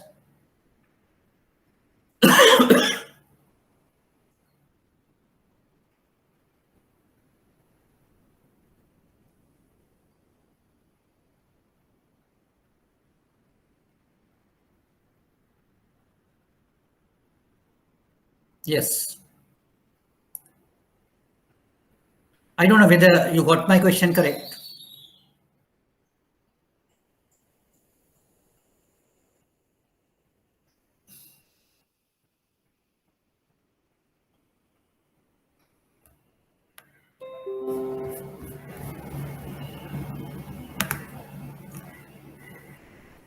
I will read it again for you. Now, this is some consultant's office. Looks like the spectacled person is a manager. You need the dashboard application to track your key metrics.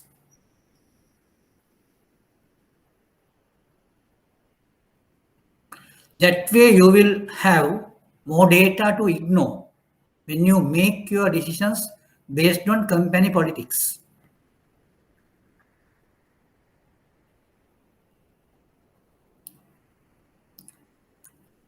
Will the data be accurate? Okay, let's pretend that matters. Now here there are two or three words used here to convey the overall meaning of these three cartoons.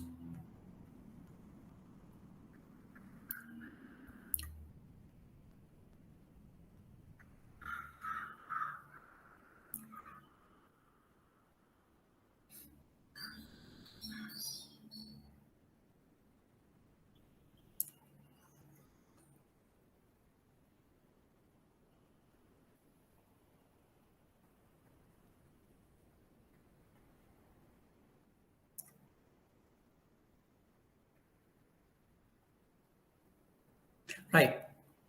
If you are not going to give any idea or any comment, I can just put a question on this. Anyway, I will see whether you also try to do something here. Any idea can be given?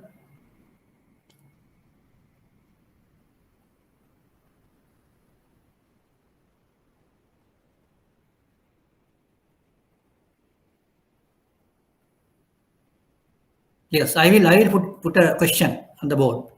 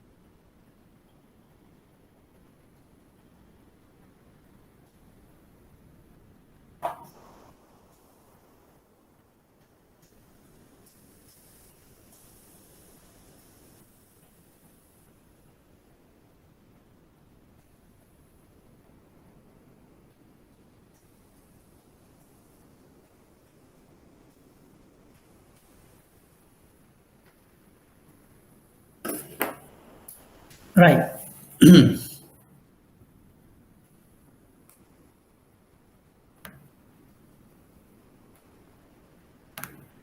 Now, on the board, I have put two questions. The first question is, how does the manager in these cartoons make decisions on the particular company? Then second question is, then what is the need of a dashboard?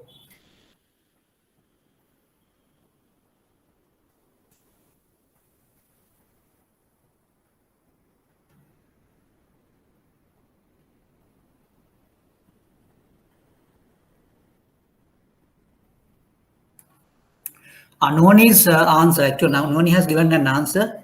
That's, I think, it makes sense. Anyway, I have put forward some questions here. I don't know whether you can answer this. You can answer these questions easily. Anyway, Noni's answer is a sensible answer.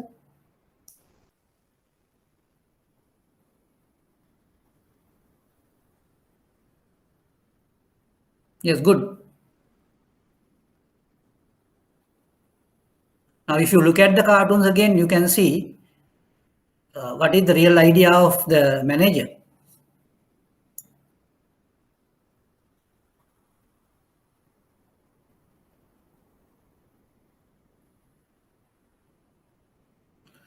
Second question, then, what is the need of a dashboard? What is the need of a dashboard?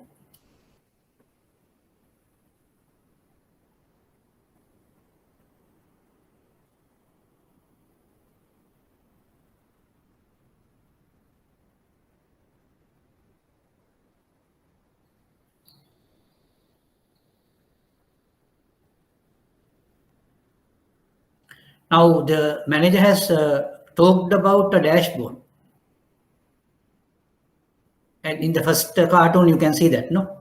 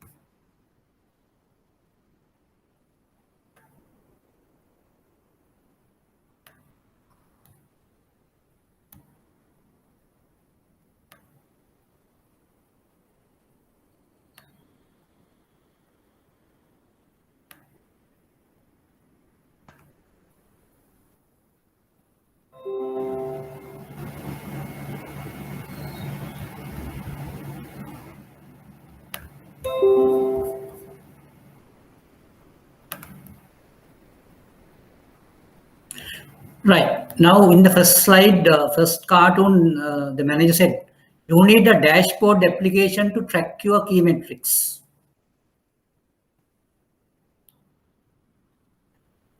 That way, you will have more data to ignore when you make your decisions based on company politics.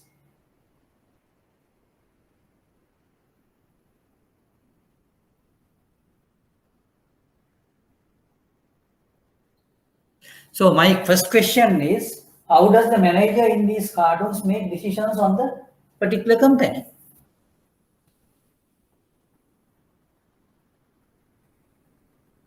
But it is an implied type of an answer. I don't say that it is the way it is happened, but it seems that the manager having some indirect type of idea to take decisions on company politics.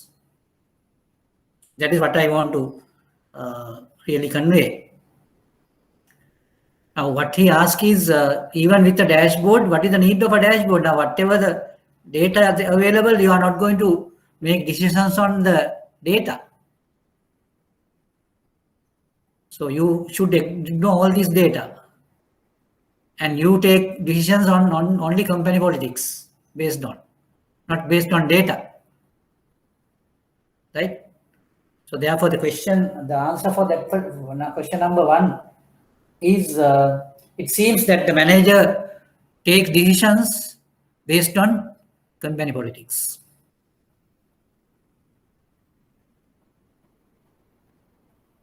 Now, another answer is given here. Will the data be accurate? Now, that is another question. But that accuracy doesn't matter if you don't take decisions based on the dashboard. You take decisions only based on company politics. But data is also there.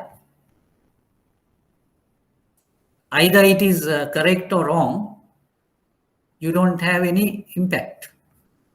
You have made your decisions on company politics, based on company politics. That is the, I think, that is the idea given or idea conveyed by these three cartoons, in my opinion. I don't know. You might have some other opinions. If you have that different opinion, you can come up with that opinion. No issue. My opinion is that.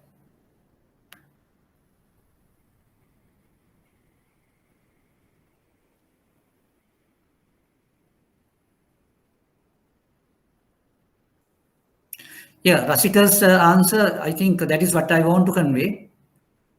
So that means whatever the way we prepare our dashboards, prepare our balance scorecards or whatever, it doesn't matter if you don't use the data or balance scorecards to take your decisions. You make your decisions on company politics. No use of this balance scorecard or whatever. Either it is true or false, either it is correct or wrong, it doesn't matter. That is what it says. So that means the balance scorecard process is a good process, and it's a challenging thing where you have to you have to put your efforts and all that. But if you are not going to make decisions on the basis of those measures or measurements or indicators, and either, I mean, you make decisions on company politics, based on company politics, then either the balance scorecard is available or not, it doesn't matter. That is the idea given by these cartoons. Anyway, now all these things, the validity of all these things will depend on the executive or top level sponsorship or top level sponsorship of these processes or balance scorecard process. But I don't know if the top level managers make decisions based on company politics. They don't have any interest on balance scorecard. They only pretend that they are really for balance scorecard process. So anyway, with that, I just want to give you some idea. Yes, Rasika's question, who usually prepare? No, it's a type of overall thing. In some organizations, there's a particular performance management unit who would do that. But they also do it with the help of the overall staff, because the data and all those things has to be given by those people. No? The preparation can be done by one organization or one unit, that unit most of the time the corporate performance management unit. There's a unit called corporate performance management unit. That is the entrusted unit for these balanced scorecard preparations. Right, okay. Anyway, if you have any other things which you can put into ideas, those ideas are mostly welcome. So what you can do is you just give these ideas. I will just give you a break of 15 minutes now. Another 15 minutes time, I will start the sessions at 3:45.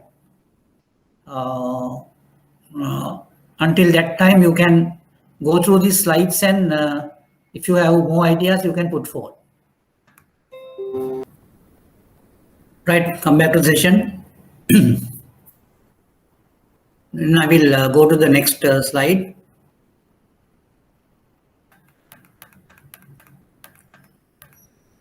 Now, these are the main issues with regard to the balanced scorecard approach. The first one given is lack of a well-defined strategy.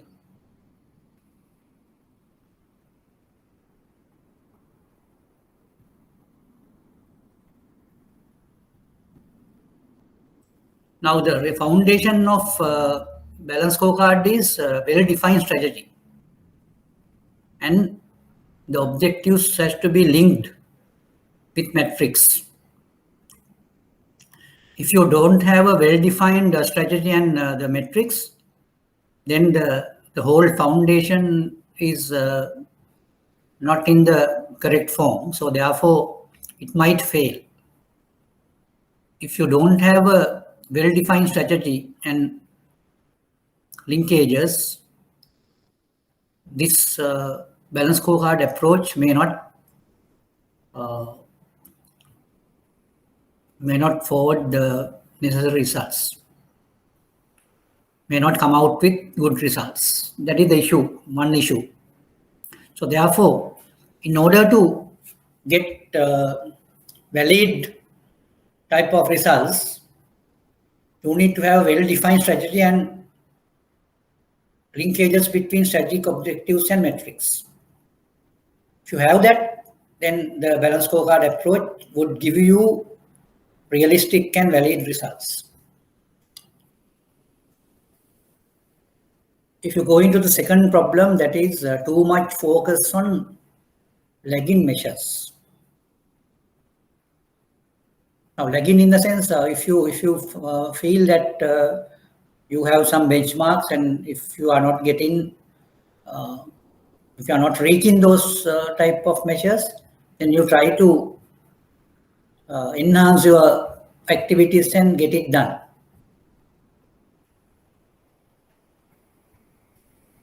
So, but that really takes the priority from leading measures to that. Now, it would be a adverse type of a thing when you take into consideration the balanced scorecard approach.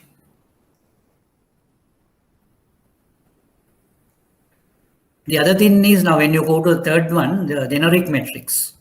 So you can't use generic metrics in getting the things measured on financial perspectives, customer perspectives, and so on and so forth. But you need to have unique metrics for your organization. If you take generic metrics, it won't be helpful. So your metrics or your organization's metrics should depend on the organization's strategy and the linkages to the objective metrics. So therefore, using generic metrics in balanced scorecard approach would not turn up valid results. Then the last one, self-serving managers. managers whose goal is to achieve a desired result in order to obtain a bonus or other self-reward. Now, this is a very regular type of a thing which can happen in most of the organizations. Now, when managers' performance is linked with the BSD or balance scorecard approach, now their intention is to achieve the desired result in order to have the financial benefit. So then they might manipulate something and get the particular measure into the benchmark rather than doing the process well. So that is really go out or really not in sync with balanced scorecard approach. So therefore, it only serves their purposes. Now, in order to get that desired result, those managers can manipulate some of the things and they achieve the desired result in the metrics. So that is another pitfall in the balanced scorecard approach. For that reason, I think not only balanced scorecard, some other measurement process is also really have that issue, because even in any other measurement system, if the managers want to achieve that particular measure, they can manipulate the things and measure in, they can achieve that measure by doing manipulation. So we call it window dressing or whatever it is, that can be done and do it.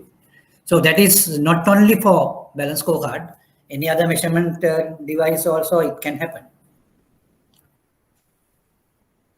So therefore, if you implement the balanced scorecard approach in your organization,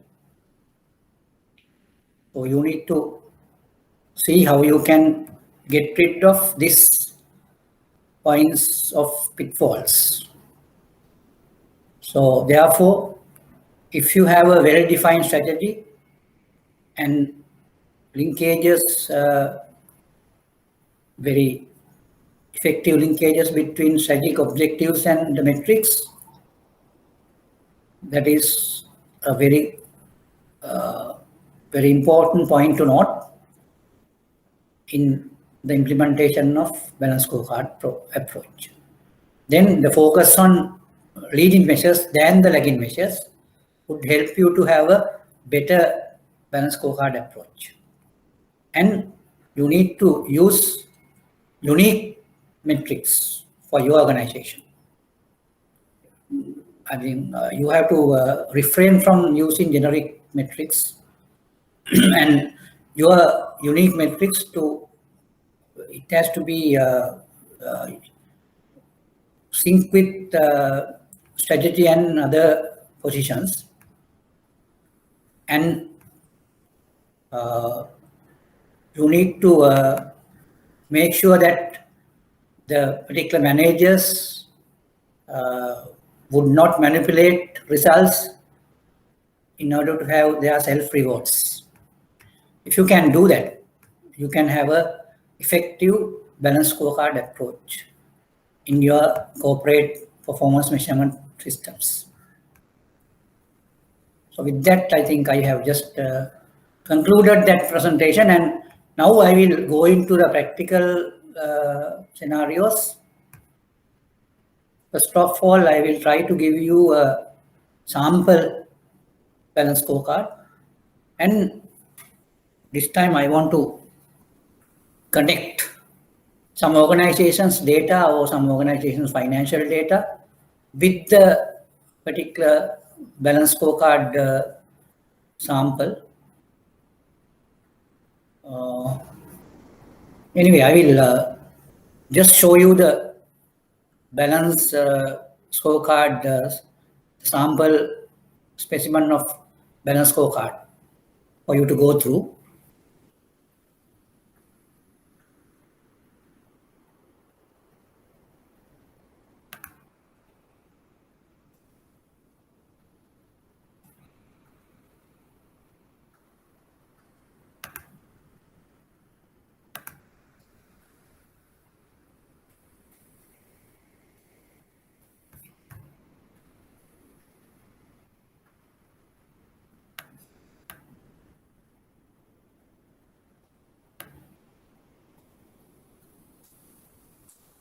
Right.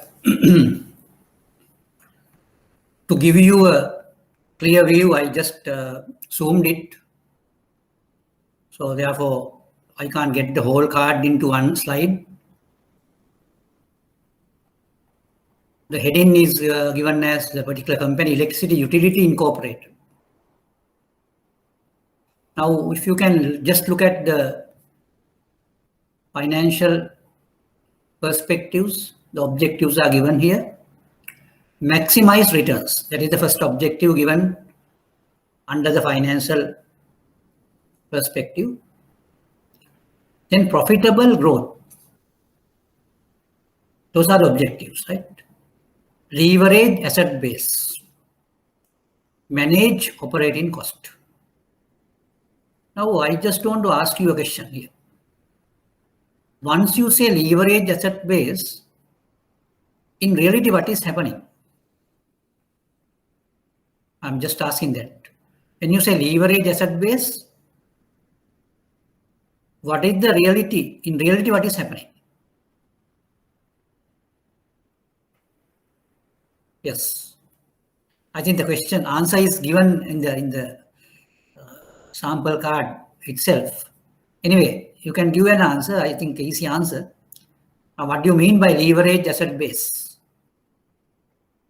Because what is your real intention when you say leverage asset base? Yes.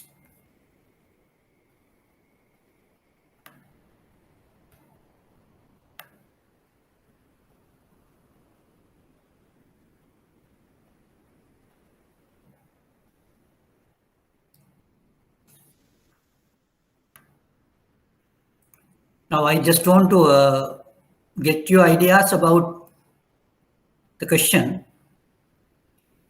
The question is, now I just forwarded you the balance scorecard sample.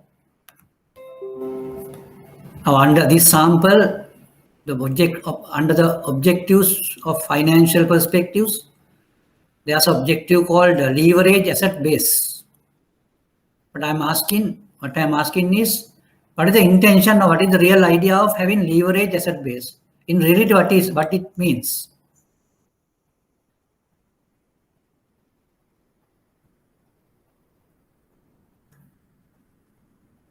What does it mean? Leverage asset base.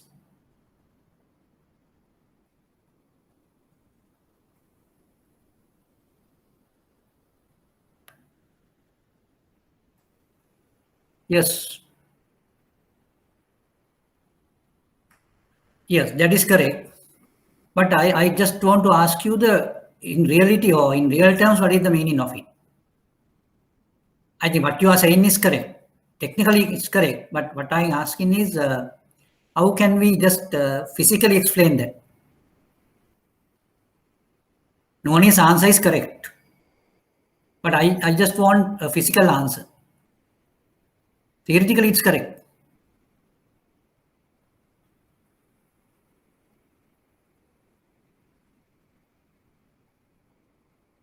So anyway, the meaning is you have to utilize. The utilization is necessary here. Leverage means you utilize assets. I mean, then the percentage of utilization is the matter here. Okay. Now I think you got my message, right? Okay, right. Right. Now I will go into the balance scorecard.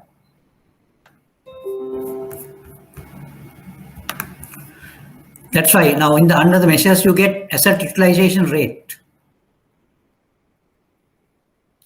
Then manage operating cost.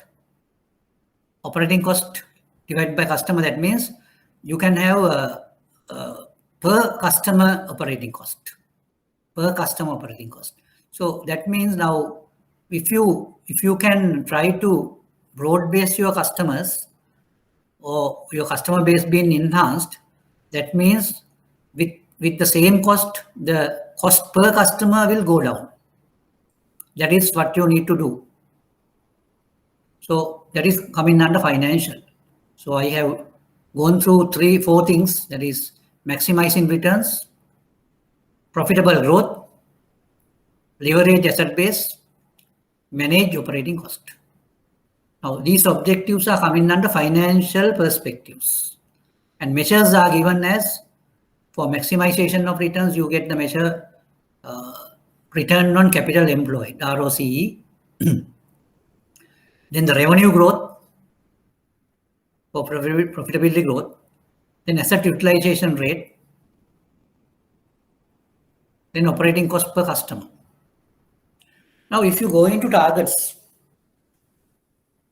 now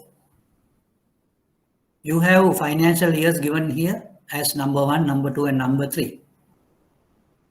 As per the balance scorecard strategies or whatever, in the first year, your target is 14% ROCE. Second year, your target is 14.5% for ROCE. And in the third year, it is 15%. These are the targets. And you have to just write down or enter the initiatives in one sentence here. So in order to maximize returns, what are you going to do? Those are what you call initiatives. So I think I just ask you to put forward one initiative in order to get this ROC enhanced from 14 to 14.5 and 14.5 to 15 during these 3 years. That objective is the maximization of returns. So you give the initiative. What is the initiative you are going to do? Think and just put forward one initiative.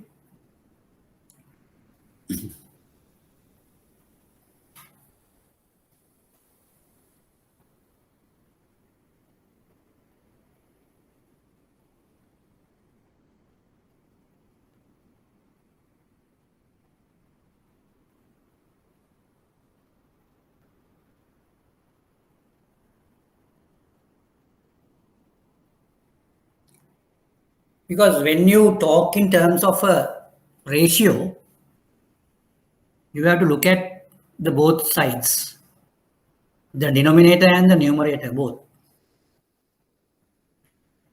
When you go in to maximize returns, either you can enhance the return or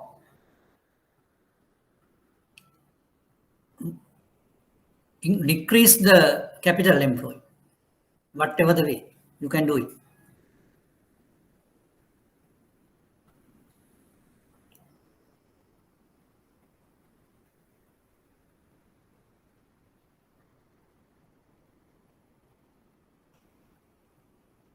So you can think about a particular initiative or suitable initiative for your organization, looking at the level of capital and potential returns.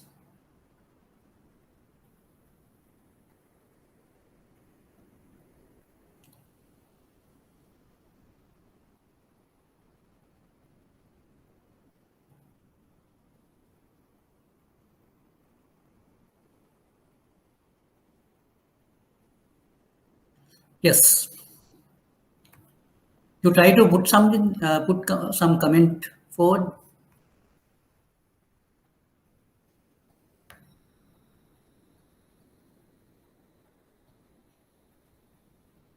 Increase profits and reduce cost. Oh, that's a good answer. Anyway, reduce the operating cost, reduce high cost borrowings. Now, all these are acceptable, but what I need is to give more critical type of a thing. All these can be accepted, but yeah, increase productivity, of course, yes. But anyway, what I need to do is I'm just giving you some hint. I told you that the ROCE really depends on return. In one side, the other side, the capital employed. Either you can enhance the return by as you say, increase in profits and all that. And on the other side, denominator side, that is the capital employed. So the critical thing here is something. I think you need to come with that, because ROCE really calculated by dividing returns from capital employed. Or in the denominator you have capital employed, in the numerator you have return.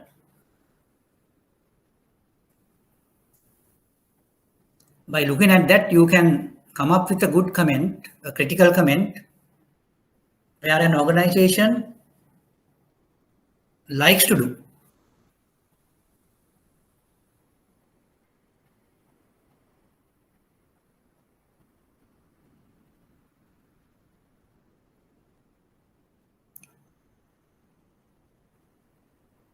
Anyway, I think, can anyone tell me? Yes, good. Noni's answer is good. But I think now when you say reduce equity capital through share buybacks and all, that is an acceptable answer. But what I want to tell you is, rather than reducing, what you can do is you should not enhance your capital. You can keep the capital as it is. You should not go for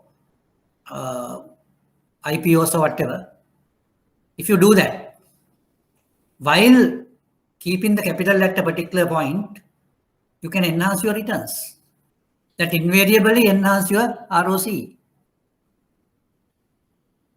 So therefore, I think the company prefers to have that type of things, because it is not very challenging for them, but the results will follow.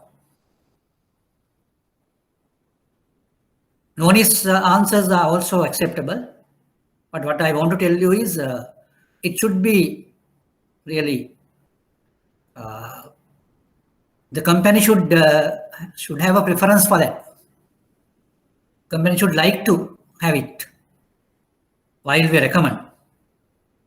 When we recommend it, they will accept, because it's easier things to be done.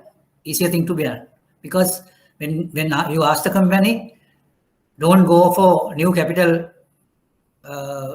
issues or whatever, they can keep it as it is. But on the other hand, you can enhance your returns, then return ROC will invariably enhanced. Okay.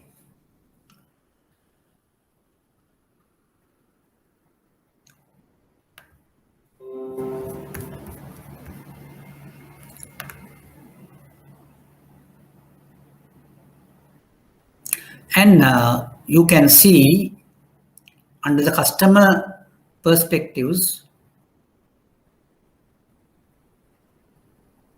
they have given only one objective: industry leading customer loyalty.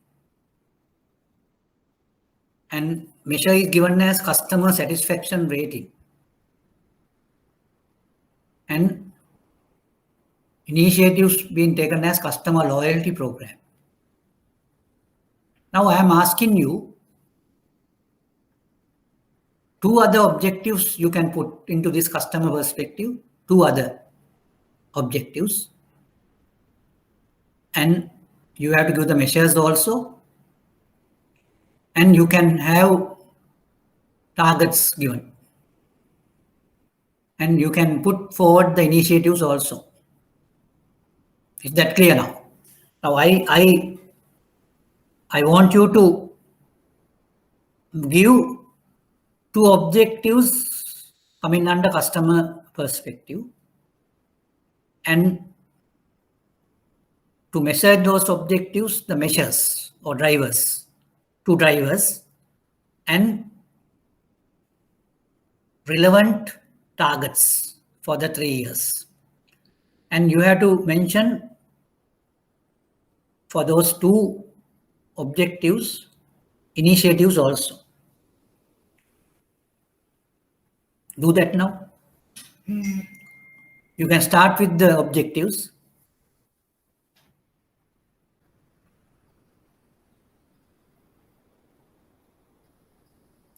Right. I think you have just given the objectives and the drivers, and initiatives also. Try to do some initiatives. For example, now you say you are going to have the highest customer share, sorry, highest market share. So how are you going to achieve that? What initiatives you should take in order to get the highest market share?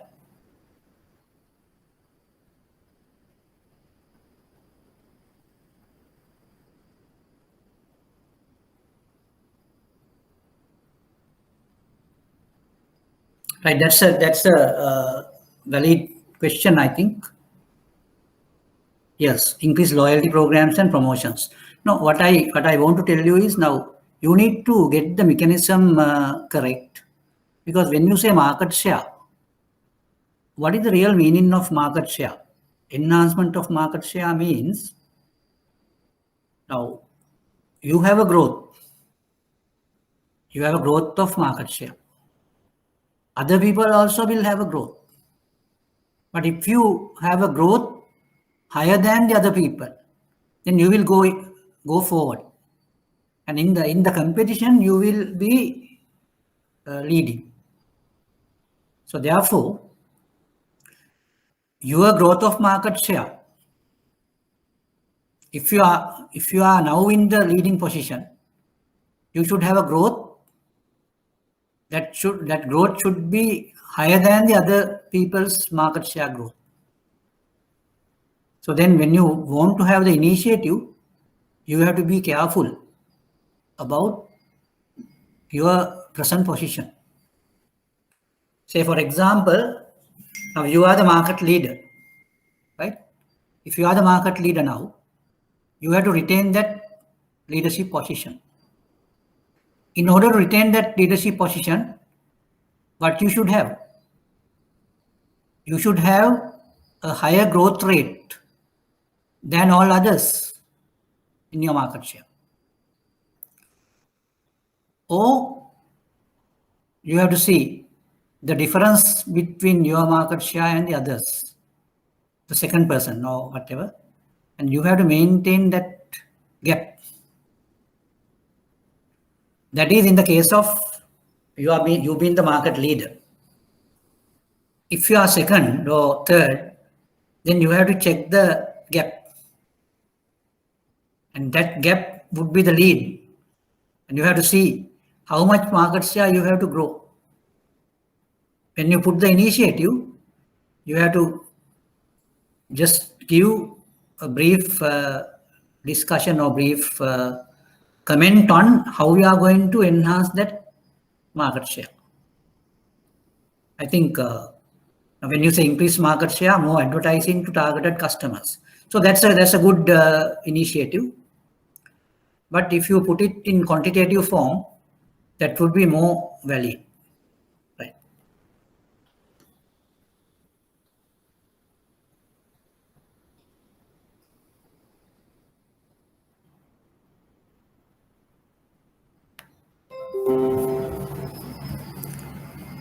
Right. Then you have added these two things.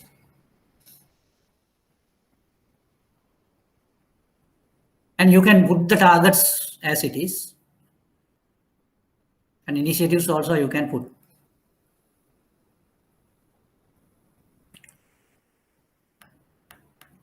Now, if you go into the internal processes, I think in the balance scorecard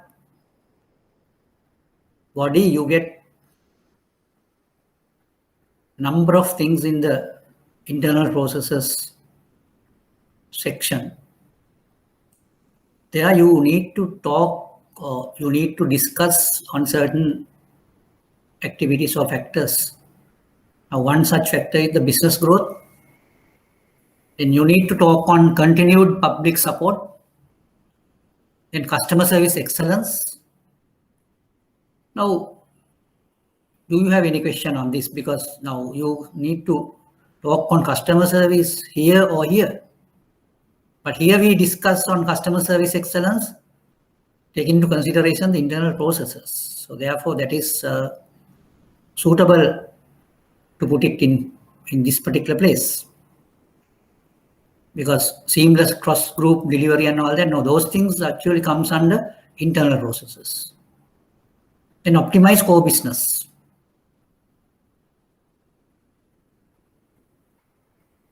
That is also coming under internal process, because of all these things, there should be internal processes. And in operational terms, it comes, you need to activate your operational efficiencies towards these things. Now, I think the discussion has to be more rigorous in this perspective, because internal process perspective is highly descriptive. Now, for example, we can, if you go into the business growth sector, now you can go one by one. Now, if you go into the objectives,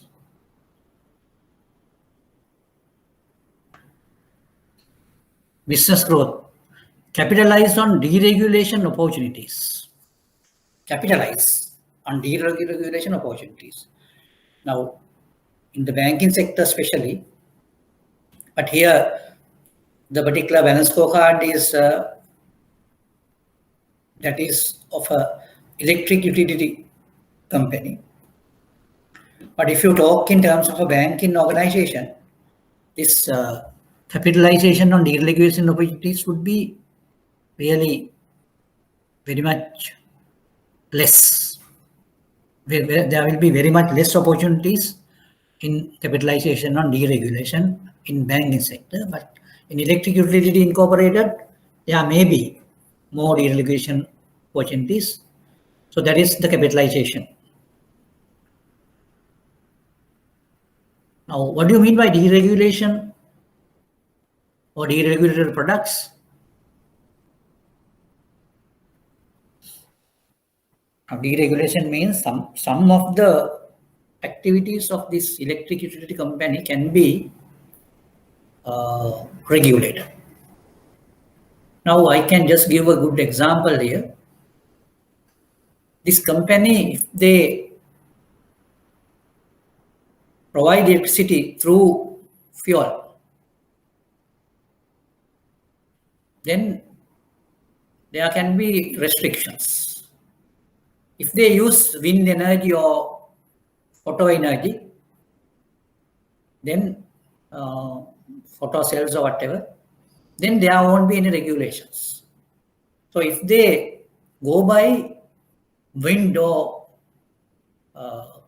solar energy, then they will be in a better position to exploit these deregulation opportunities. So that is another example of that. Now, percentage revenue from deregulated products or services can be enhanced.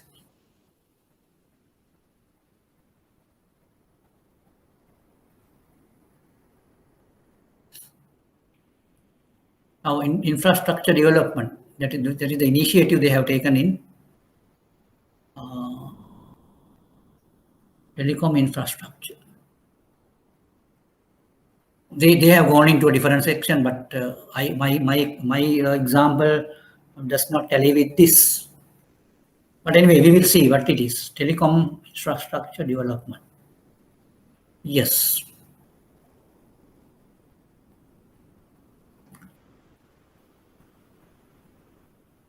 Maybe. Now, even though these are electric utility company, they might go into telecom infrastructure development. Though it is not in their objective clause, they have been allowed to get into the business of telecommunication infrastructure development. So that they have just grabbed that opportunity to do deregulated products. Now, telecom infrastructure products are not being regulated. Therefore, this electric utility company also can have it. That is what happened here.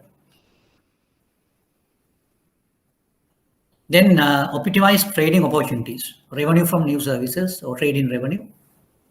Develop innovative services, use alliances and joint ventures, leverage cross-group R&D. Now, when you have different organizations in a group, if you do in research and development in one group, you can really cross group, it can be leveraged over the groups, over the organization in the group. So that's another way. So the growth perspectives, they have given in different ways. If you go into the continued public support,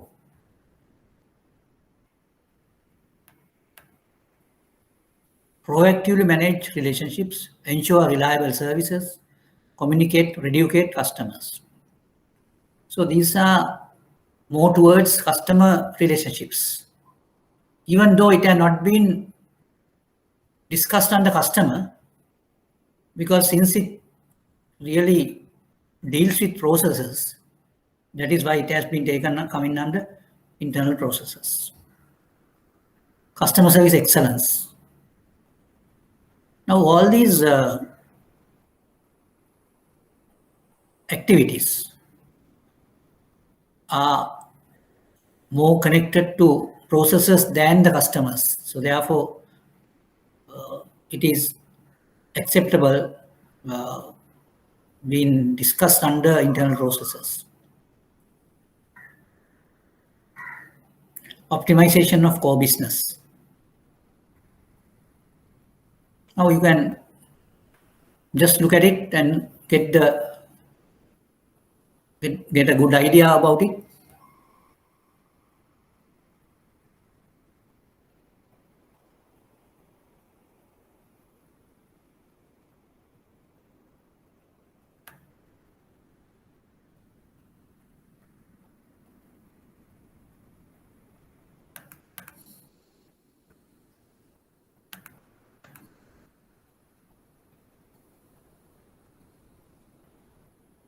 Optimize core business.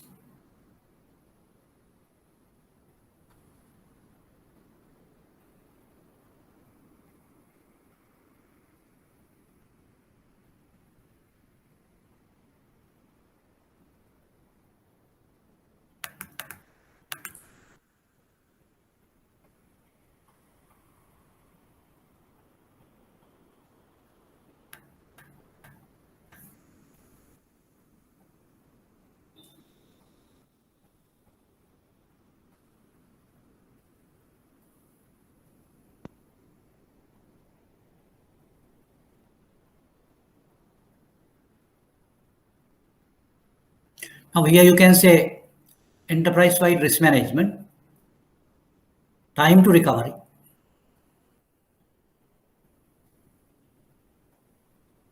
That is, if you have a major failure, how long would it take to recover? Now in the first year it is 8 hours, the second year 4 hours, then 2 hours. Enterprise risk program implementation as the initiative.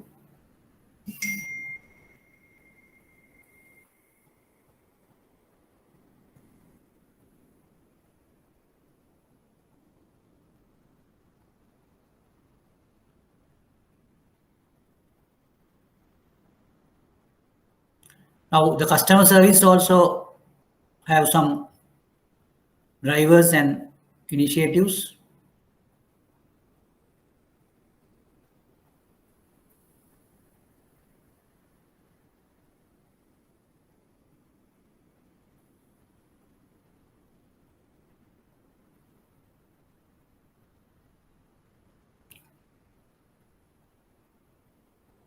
Now all these things depends on organizational activities. Now it depends, or it changes from organization to organization. That is why in the balanced scorecard approach, you should not go for generic measures. You have to choose unique measures for organizations.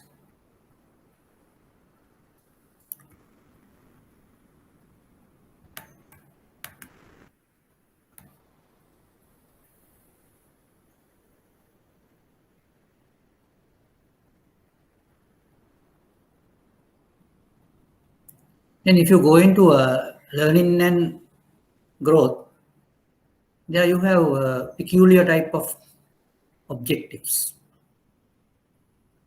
First, you get ensure market-driven skill, lead in employee satisfaction, world-class leadership.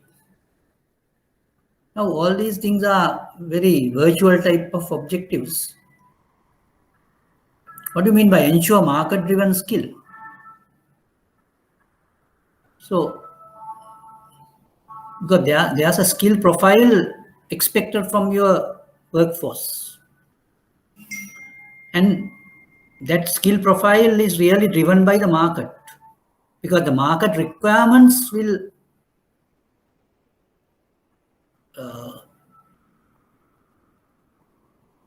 decide on the particular skill sets you need to have. So that is why the meaning of ensure market-driven skill is, now you have to find, first of all, you need to find the skill set which is required for the market requirement. So which is required by the market. So then you need to have that skill set in your organization. That is, the learning process has to be driven in order to get that skills. That is what you mean by ensure market-driven skill. Then strategic skill coverage ratio. All strategic skills, you need to have it. So now in the first year, you are going to cover 65% of all strategic skills. In third year, you cover 85% of strategic skills. So that means your competencies are very high. Then hours in strategic skills training, employee satisfaction rating, leadership effectiveness ratio, and all these things are taken as measurements. Now the initiatives are given here: competency profiling, performance compensation link, and leadership training programs, and all these things are given under initiatives. So I think what I need you to do is you carefully go through these things and get an idea about how an organization get their balanced scorecard approach implemented, and how they are going to get the results from that balanced scorecard approach, and how they can enhance their performance targets by doing the balanced scorecard approach.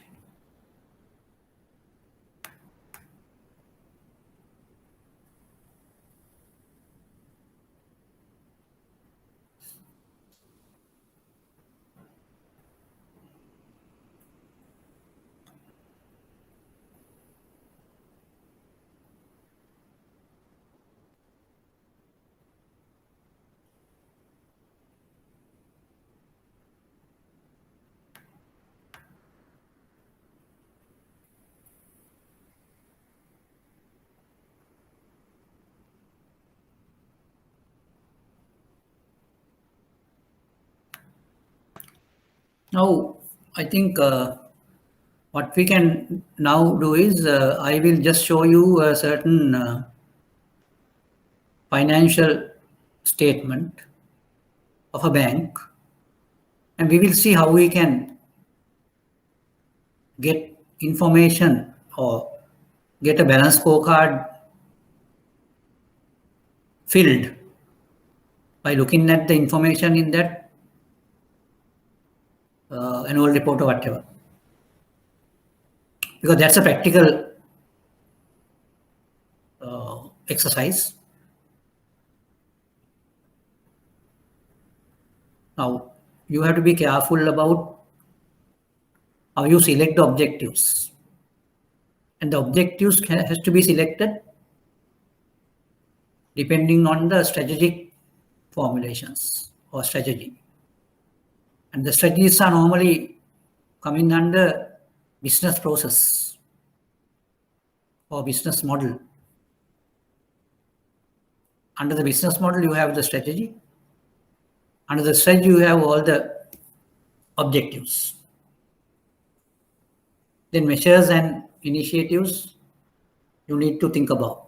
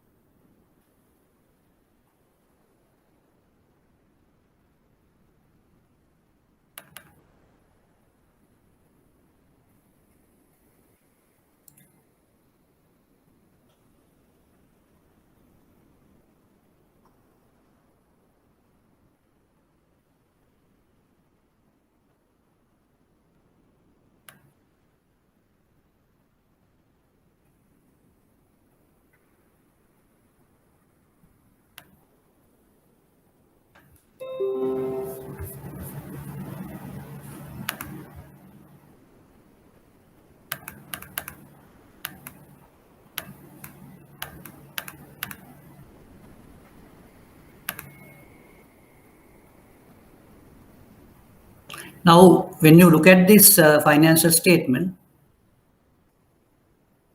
there are some comments, there are some commentaries. So you can go through those commentaries and get some idea about its strategic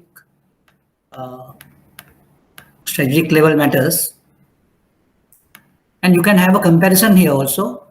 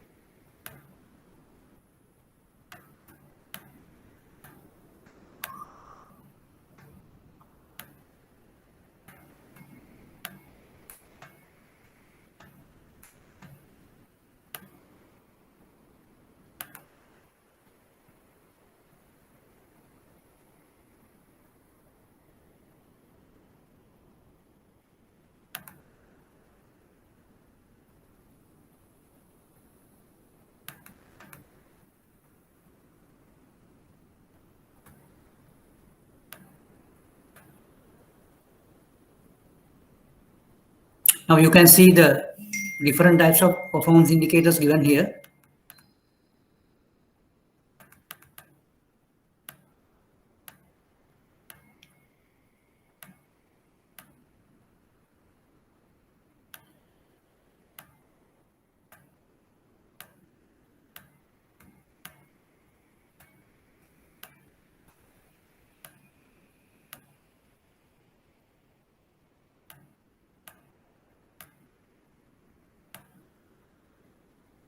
Right. Now, first of all, I just want to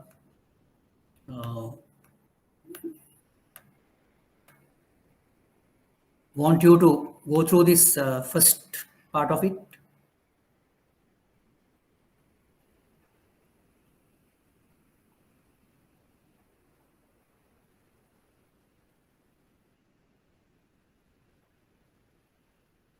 Right.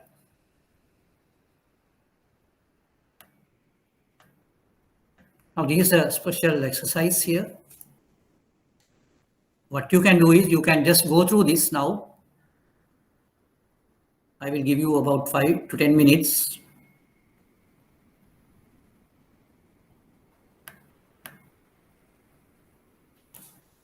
Now, by going through the commentary, you need to get an idea about the strategy of this bank.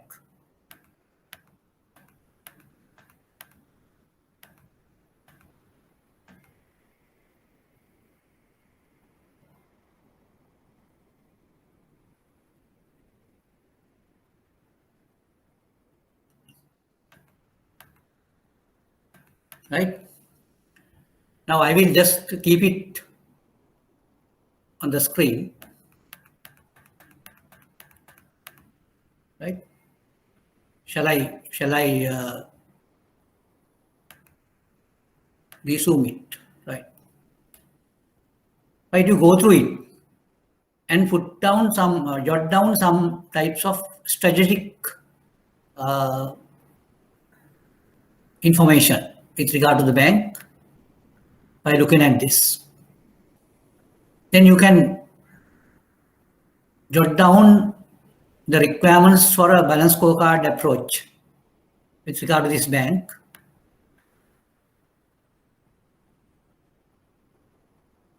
Yes. Now on and off, what you can do is, now I am just asking, we will start with the financial perspective because it is easy for us to do that for this bank. Now if you go into the sample scorecard, right, financial objectives. Now you can take your own time, say 5 minutes or 10 minutes, and you read your comment sheet and try to get four objectives into the balance scorecard example. Now you can put it as HNB or whatever, and you put these objectives here. So you can choose the objectives by looking at the commentary sheet in the annual report or interim annual reports. So that is the exercise you have now. So you go through that and come into these objectives. I think without looking at the measures, you just put forward the objectives at the beginning.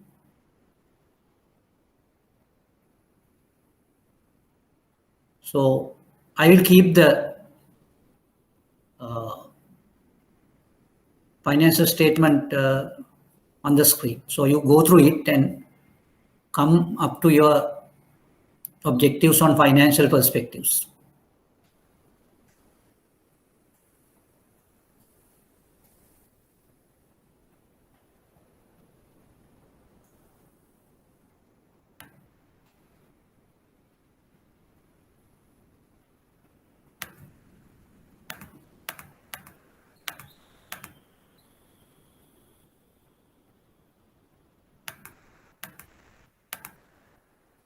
I want you to come up with 4 objectives under the financial perspective in the balance scorecard by looking at this commentary.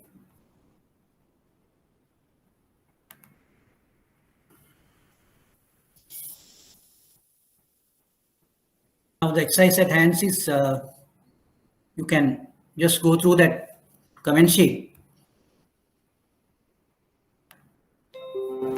and just come up with some financial objectives in order to put into the balance scorecard.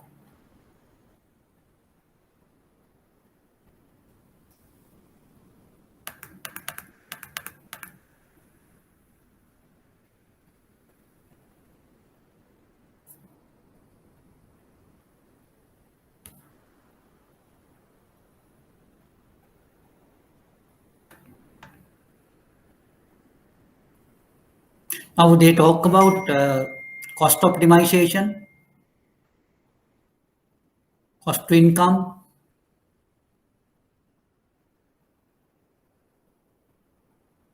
asset growth and all that.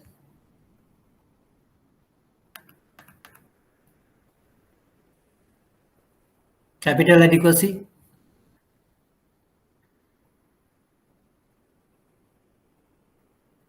And their rank in positions and all.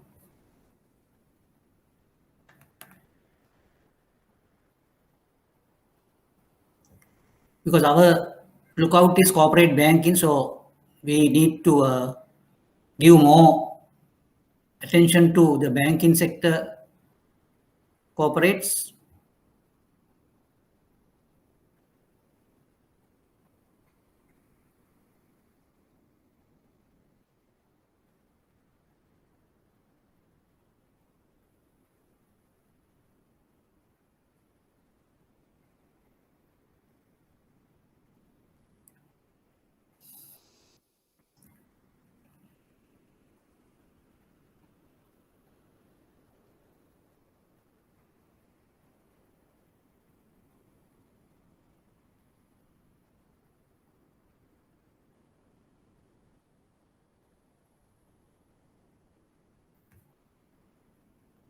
Now, I think what you need to do is you need to select most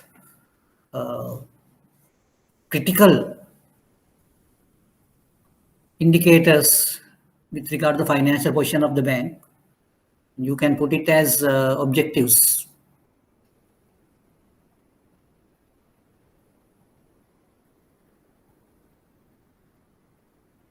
Because in terms of a bank, what are the most important financial indicators? The capital adequacy, liquidity, profitability, and solvency. Those are the most important financial indicators for a bank. And when you want to try to get the financial perspective in objective form, you need to talk on those activities or those indicators.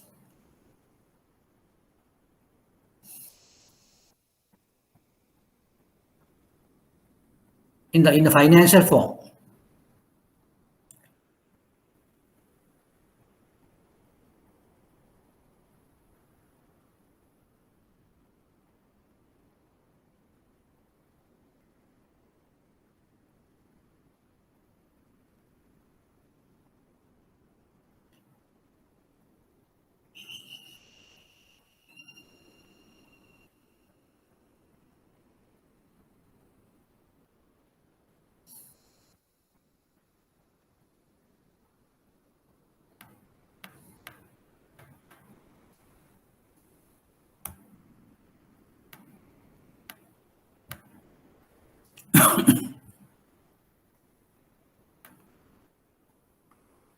Yes, I think now I have given you time.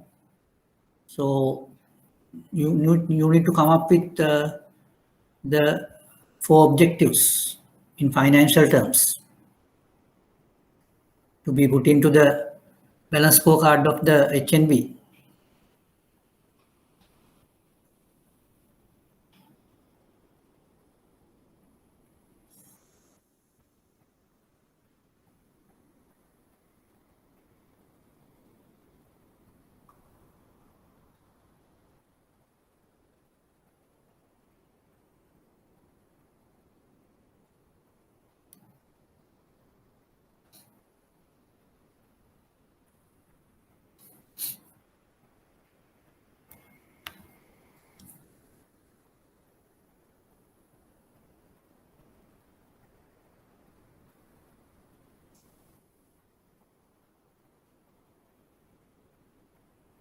Yes, Noni. Now, in financial perspective, the objectives: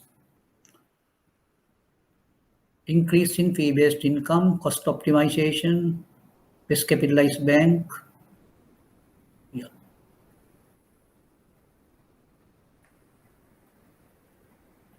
Rasika, he talks on profit, net fee and commission income, NPA ratio, exchange gains.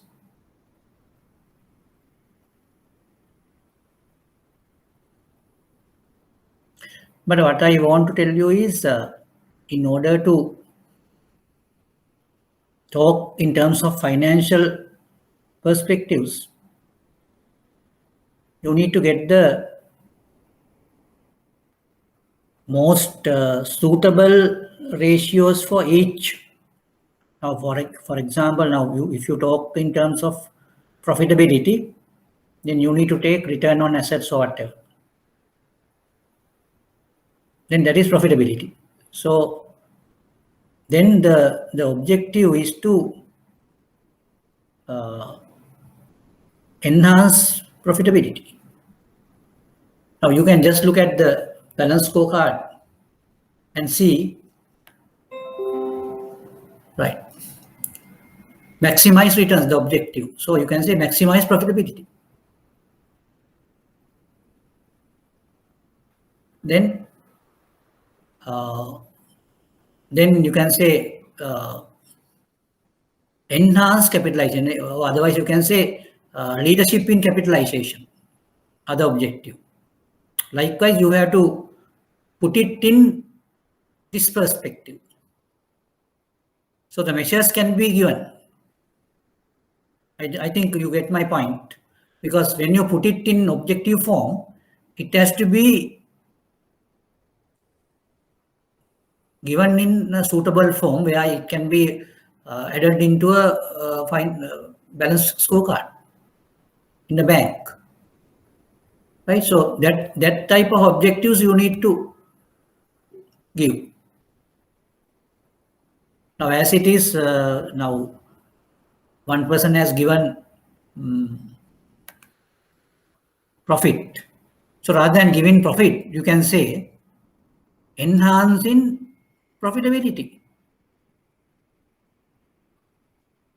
Enhancing profitability. Oh, that is one objective. Rather than giving all these things. Now, exchange gains also come in under that. Enhancing profitability. So that covers everything. But you will not only the profitability, you need to talk on some other things also. Liquidity, solvency, capital adequacy. So then you put it in a form which you can easily put into the objectives. Now I think Nuani's things are given in that form, but you have to put it in an objective form.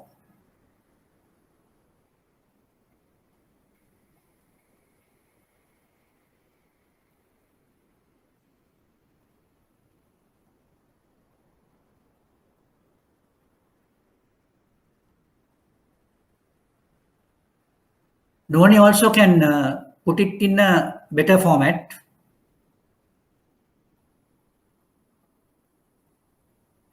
Now you can compare.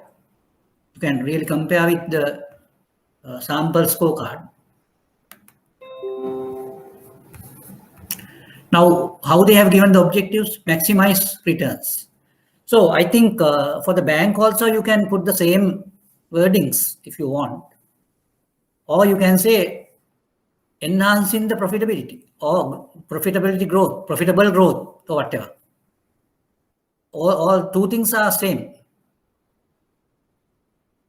Then you can say maintaining optimum liquidity.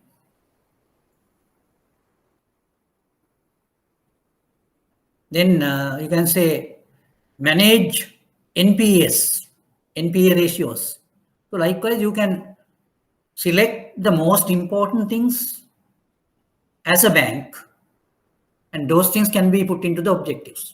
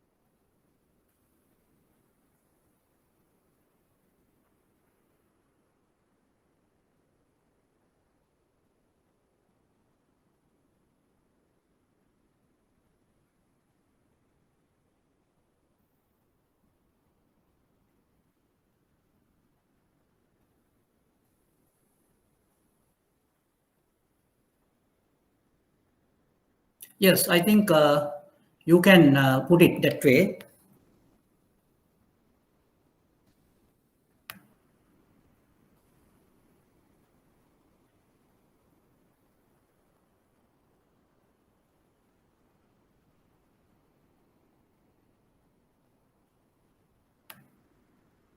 Right.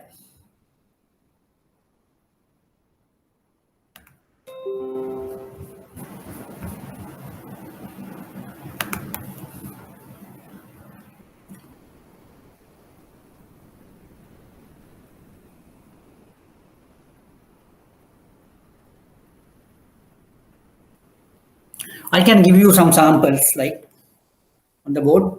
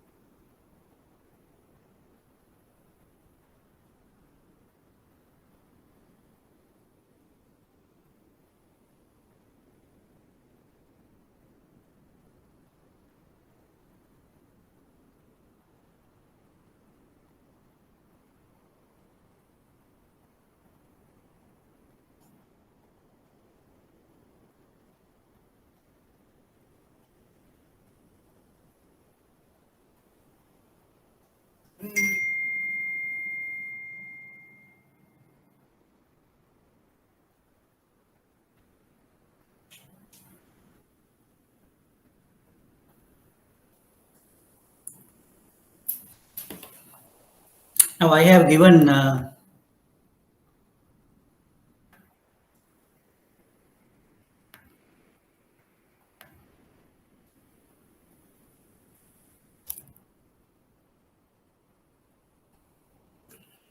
under the objectives, enhance profitability. So that is the number one objective. Then I have given maintain optimal liquidity. Maintain optimal liquidity.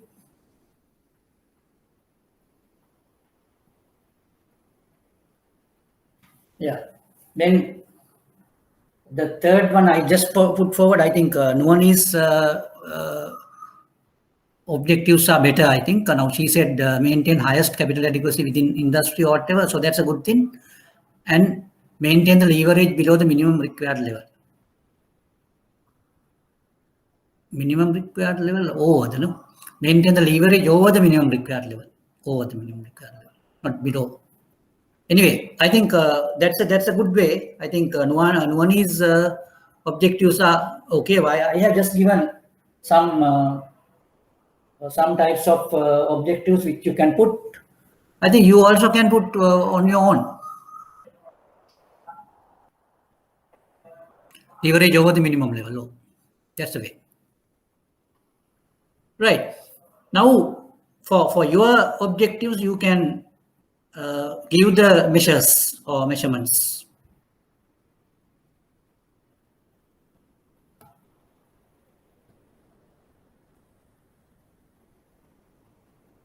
Rasika also can try.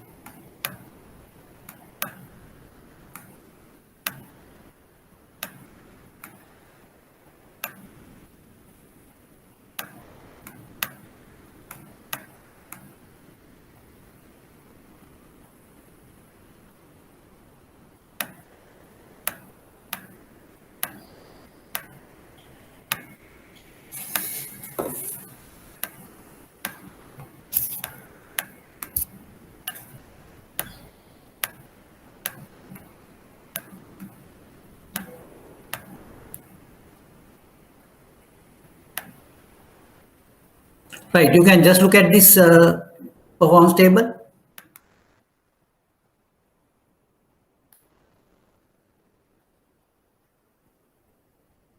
Now you can get a comparison here.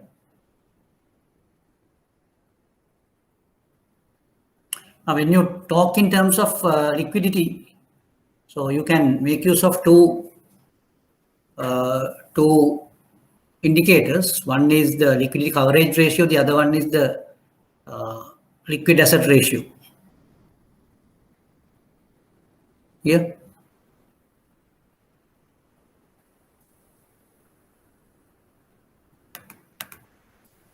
Liquidity here.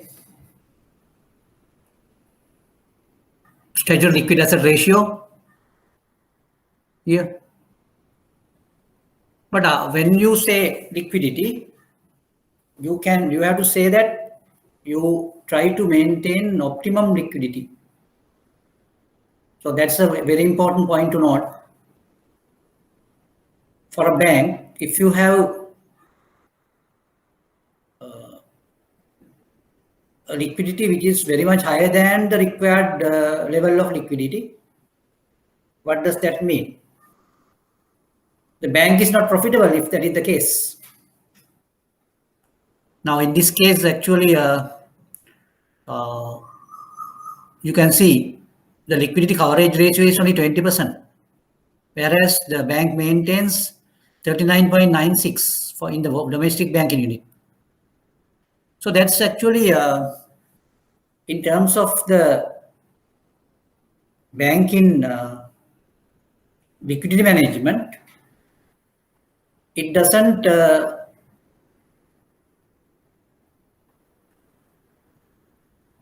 show any optimum level of management in liquidity, because you have excess liquidity in that case.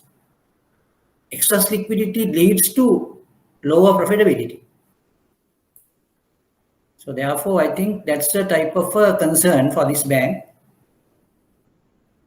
But I think in this particular scenarios, COVID-19 and all that, the credit supply of credit is very much low. Demand for credit is very much low. That is why the higher liquidity is maintained. So, but for a bank with optimum liquidity management, the liquidity ratio for this bank is somewhat at a higher level. So that comments you can make. And in order to do this balance scorecard, so you can say in next level or in next year, it can be lowered or it can be decreased to a certain level. So that is how the things been explained or been analyzed. I don't know whether you got my point. What I want to tell you is we have to, as per objectives, we have to give the realistic approaches. Now, for example, what I said was maintaining optimum liquidity levels. That is the objective. So then measurement devices, you can say liquidity coverage ratio, and even you can take only one liquidity coverage ratio, or you can take statutory liquid asset ratio.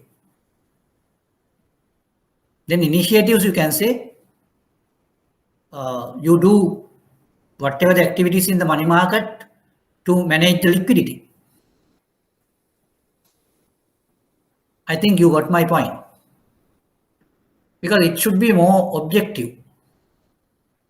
Or in other words, you have to address the point itself. So then another one I put better credit risk management, or rather than saying better, you can say optimum credit risk management. There the measurement device is NPA ratio. So likewise, you can put all these things into the balance scorecard. Or the next one is well-capitalized bank. There you can have the capital adequacy ratio as the measure.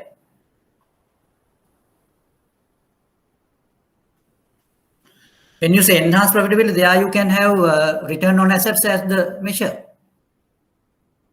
Right. I think the financial position is now okay. If you go into the next one,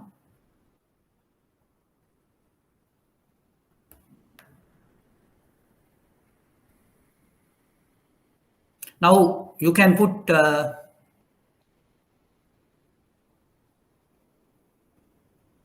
by looking at the financial statements, you can put suitable rates or suitable targets for these years.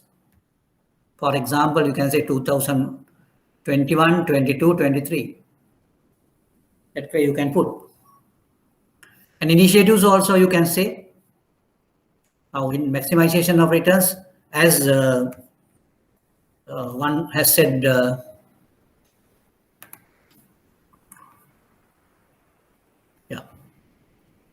Noni has said ROAs and all that. So those things. So then how are we going to put the initiatives? Now, for example, I have given one target of maintaining optimum liquidity or whatever. So what are the initiatives in order to achieve that target, achieve that? So you can say engage with money market activities to maintain optimum liquidity. So that is initiative. Now that initiative is corresponding to the management of optimum liquidity. Then when you say credit risk management, there you can say the initiative as introduction of credit rating system. So likewise, you can put forward suitable types of initiatives to achieve the objective. I think you got my point, no? Now, Rasika's objectives are okay: enhancing profitability, maintain optimal liquidity levels, manage NPA below industry levels, reducing operational cost in the short to medium term. So good. These things are also good. I mean, you can just put forward these things, and not only that, you have to give the ratios or drivers or whatever measures, and the initiatives also. Right, good. Because you can see that when you do things on your own, you will get a better insight.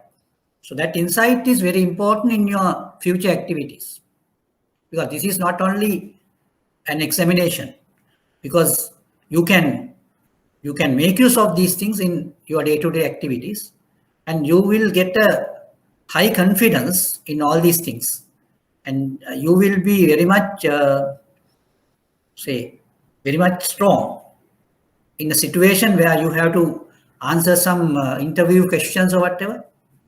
When you face an interview, the board will ask you some questions, and then you are very much strong enough to answer those questions if you should have this type of experience, because the words you use, the vocabulary and all, you are getting it, and in a forum you can put forward your ideas in a very clear way. This is not only for examination, for your own your job, you get a value added type of a job.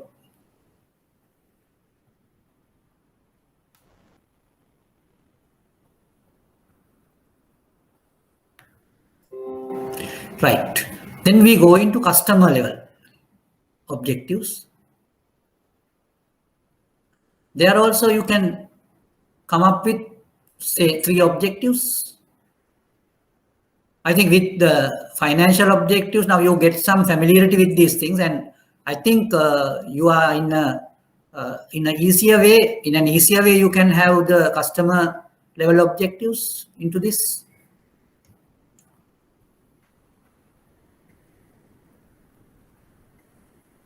Because there are several things you can talk on under the customer perspectives.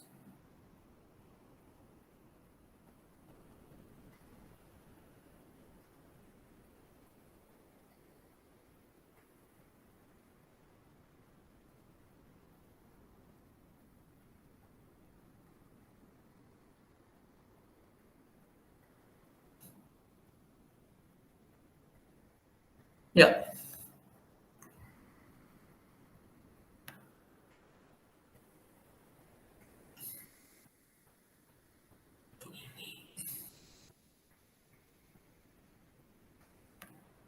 Yes, Rasika Novani and all. That's another person. Sampath. Sampath also can join. So can you just put forward 3 customer level objectives?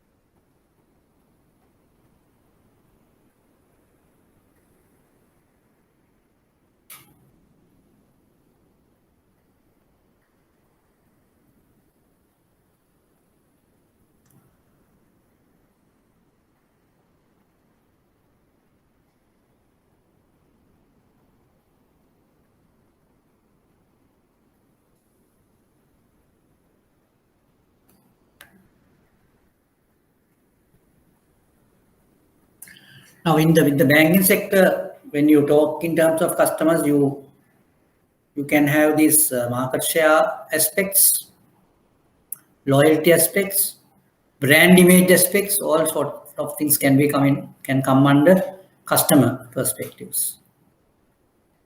Franchise or whatever.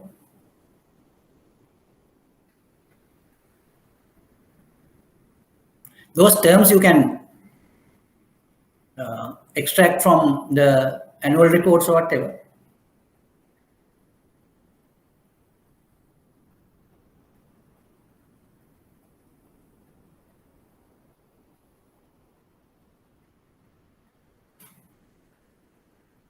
Yes. Now, anything if you want to clarify, because this is highly practical type of a thing, and it really serves a purpose. Therefore, if you properly apply it, you will be in a position to reap the benefits.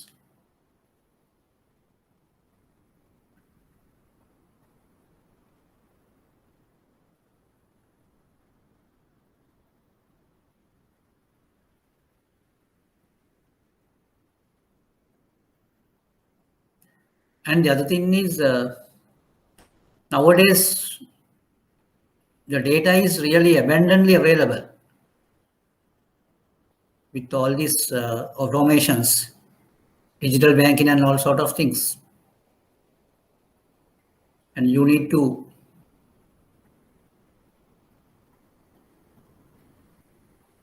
apply even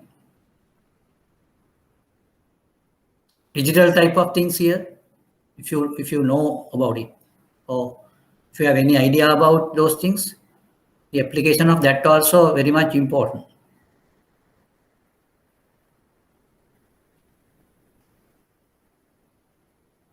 Because in terms of customer loyalties, or because the customer channeling or customer interfaces now have very innovative type of customer channeling. Yeah, you get digital banking and all, smart customers or whatever.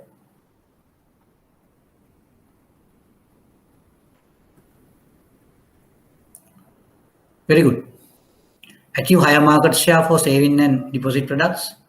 Reduce customer waiting time inside branches. Increase more digitalization of banking. Good. Likewise, you can put forward more customer relevant type of objectives.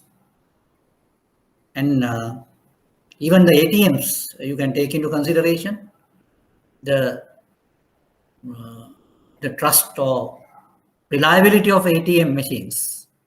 That's another lookout for a bank. You can say enhance, or you can say optimize the validity or reliability of ATM machines.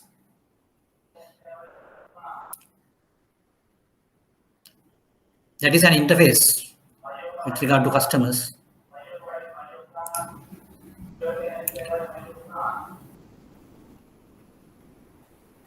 I think those innovative type of things also can be included.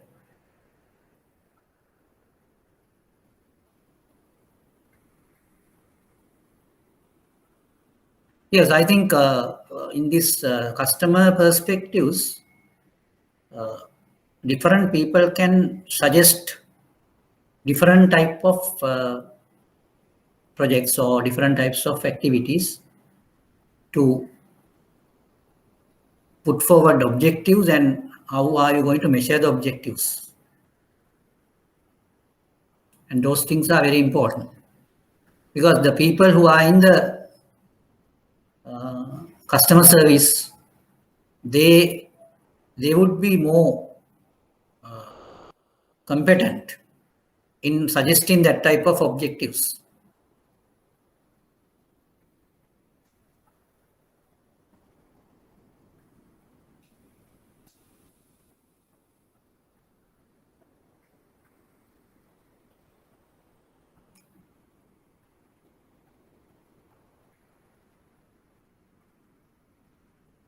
Nuvani has given 2 or 3 objectives: maintain the position in most admired corporate in Sri Lanka, then most preferred bank for worker remittances, increase the market share in digital banking to enhance the customer reach. Very good. Very good. No, that is why I just want to tell you the innovative things. It should not be generic type of things. You have your own thoughts and you can decide on your own. And if you know the situation well, then you are in a position to put forward very novel type of objectives. And those objectives are directly relevant to your strategy also. So that's another aspect of balanced scorecard approach.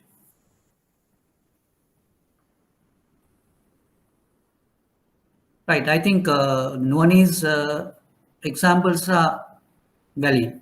Even Rasika has given a good examples.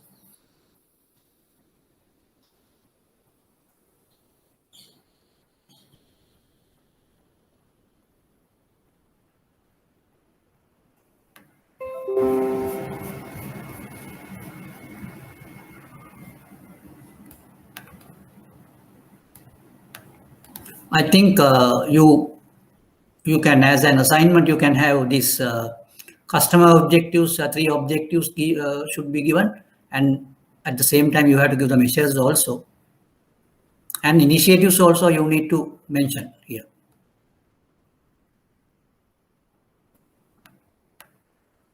Then you have to go to the next level. There are internal processes being taken into consideration. And I just give you some freedom to select these activities. Now here it is taken business growth, continued public support, customer service excellence, optimize core business. And but what you can do is you can suggest some other things rather than giving the same things here. You just suggest another 4 objectives, and now you give the heading, and you can give 3 measures or whatever under each heading. That is what you need to do as an assignment. Like next time you can come up with that. Even LNG, that's another very innovative part. Now in banking sector, this is taken as a highly advantageous and effective thing for a bank.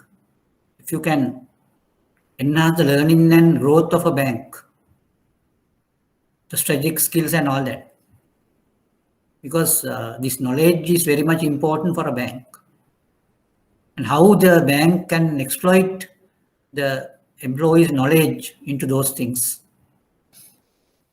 So what I want to tell you is you all have some new ideas, so innovative ideas about these things, and there also you can put 2 or 3 objectives and the relevant measures as an assignment. Right. I think it is clear now. You need to come up with objectives. Customer objectives also already we have done, and then later on we have to have internal processes. There you need to come up with different objectives and sub objectives under the internal processes. Then you go to LNG. There also you can have your own innovative objectives. So that is your assignment for the next time. So when you come in the next week, you have to be prepared with these things. So you can have your objectives with you, and then when I ask that, you can put forward it into the chat level or chat messages or whatever. Right. Right. Now I think the time is really going fast. Anyway, anything you need to clarify on the lesson?